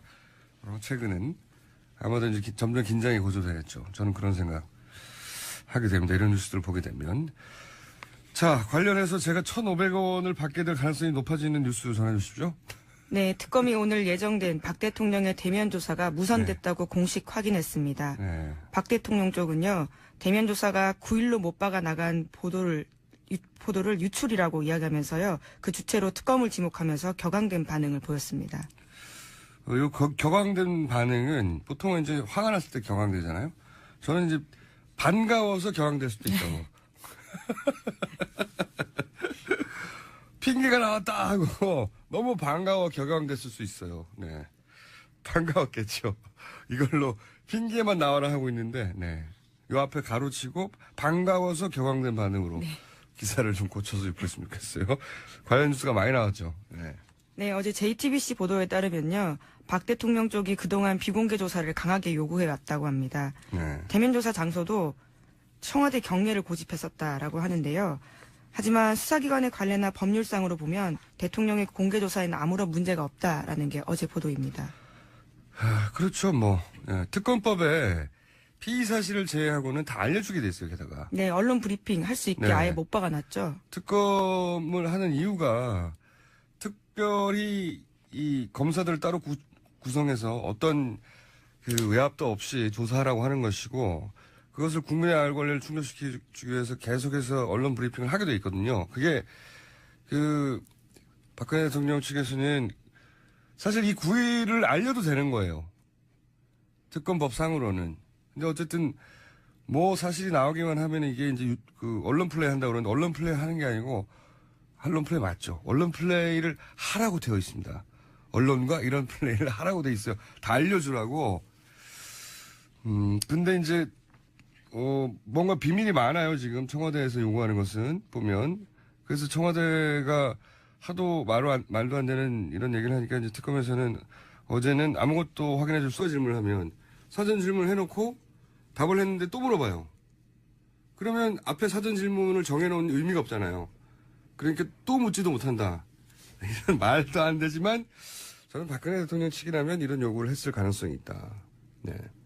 특검이 이런 거를 나중에 이제 합의가 돼서 결국 대면 조사를 하면 안 밝히겠지만 합의가 안 돼서 결국 대면 조사가 무산되면 이런 것도 밝힐 가능성이 있지 않을까. 그때 저는 추가적으로 500원 과감하게 걸어둡니다. 미리. 네, 2,000원이 됐습니다. 다른 건 모르겠지만 이거는 있어야 박근혜 대통령의 특징이 맞다고 저는 생각이 들어요. 네. 자, 다음 뉴스는요. 네, 새누리당 내부에서 친박 강경 보수 인사들의 목소리도요, 덩달아 커지고 있다라는 보도가 나오고 있습니다. 임명진 위원장 같은 경우에는 친박 청산 주장했었거든요. 그런데 입장을 좀 선회해서 박 대통령 징계를 하지 않는 것이 당의 방침이다 이렇게 밝혔고요. 정우택 원내대표도 탄핵 심판에 영향 미치지 말라면서 민주당 비판에 열을 올렸습니다. 뿐만 아니라 새누리당 대선 주자들, 인재, 김문수 이런 사람들도요. 탄핵 심판에 대한 이야기를 하면서 촛불 집회 비판에 바쁩니다. 이게 이제 굉장히 무서운 이야기예요. 탄핵 심판에 영향을 미치지 말라. 본인들이 이미 다 본인들이 원하는 만큼 미쳐놨다. 이렇게 저는 들려요. 본인들은 다 미쳐놨으니까 너희들이 미칠 생각을 하지 마라. 이 헌재 주는 시그널이기도 하죠. 네. 우리 세력이 죽지 않았다. 네. 우리 말들을 듣는 게 좋을걸? 또는 함부로 탄핵 인용하면 좋지 않을걸? 우리가 살아있어. 이런 시그널이기도 하다고 봅니다. 네. 사람인 이상 그런데 영향을 받지 않을 수 없다고 생각하거나 또는 실제 그 루머 2명 그 루머가 만약 일부라도 사실이라면 만약입니다. 일부라도 사실이라면 그런 전제하에 말하자면 이제 이런 시그널은 괜찮다 그렇게 해도 불안해하지 마라. 우리가 살아있다. 뭐 이런 시그널이 아닐까. 물론 뭐 내부 결집력도 있죠. 예, 당연히 집회 계속 나오라고 15%를 향한 메시지이기도 한데 그럼 80%를 잃게 되는 거잖아요. 그렇죠. 예. 그럼에도 불구하고 이렇게 하는 것은 내부 결집을 시키고 이제 일단 만약에 탄핵이 기각된다. 새누리당 이름을 바꿨죠? 자유당이든가요? 자유한국당입니다. 예. 야, 이름이 왜 몇십 년을 돌아가는 겁니까, 이게? 이렇게 되면. 40년대로. 예. 예. 자유당이라고 불리겠네요, 이제. 예, 그렇죠. 예. 예. 바꿔 불러드리죠, 자유당. 자유당의 새누리당, 자유당 입장에서는 이 전국을 주도하고 바른정당을 흡수하겠다고 하는 자세로 나오겠죠. 네. 지지율 격차도 더 커질 거라고 봅니다, 그렇게 되면. 어떤 의미에서 스트레스 받으면 흥미진진하네요. 그런데 스트레스가 좀. 네. 흥미진진하다는 표현 말고 뭐가 있는지 모르겠지만 하여튼 스트레스를 받으면 계속 주목하게 되네요. 예.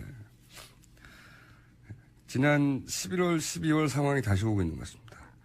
자, 다음 뉴스는요. 네, 삼성 관련된 뉴스입니다. 어제 JTBC와 SBS가 단독 보도한 내용인데요.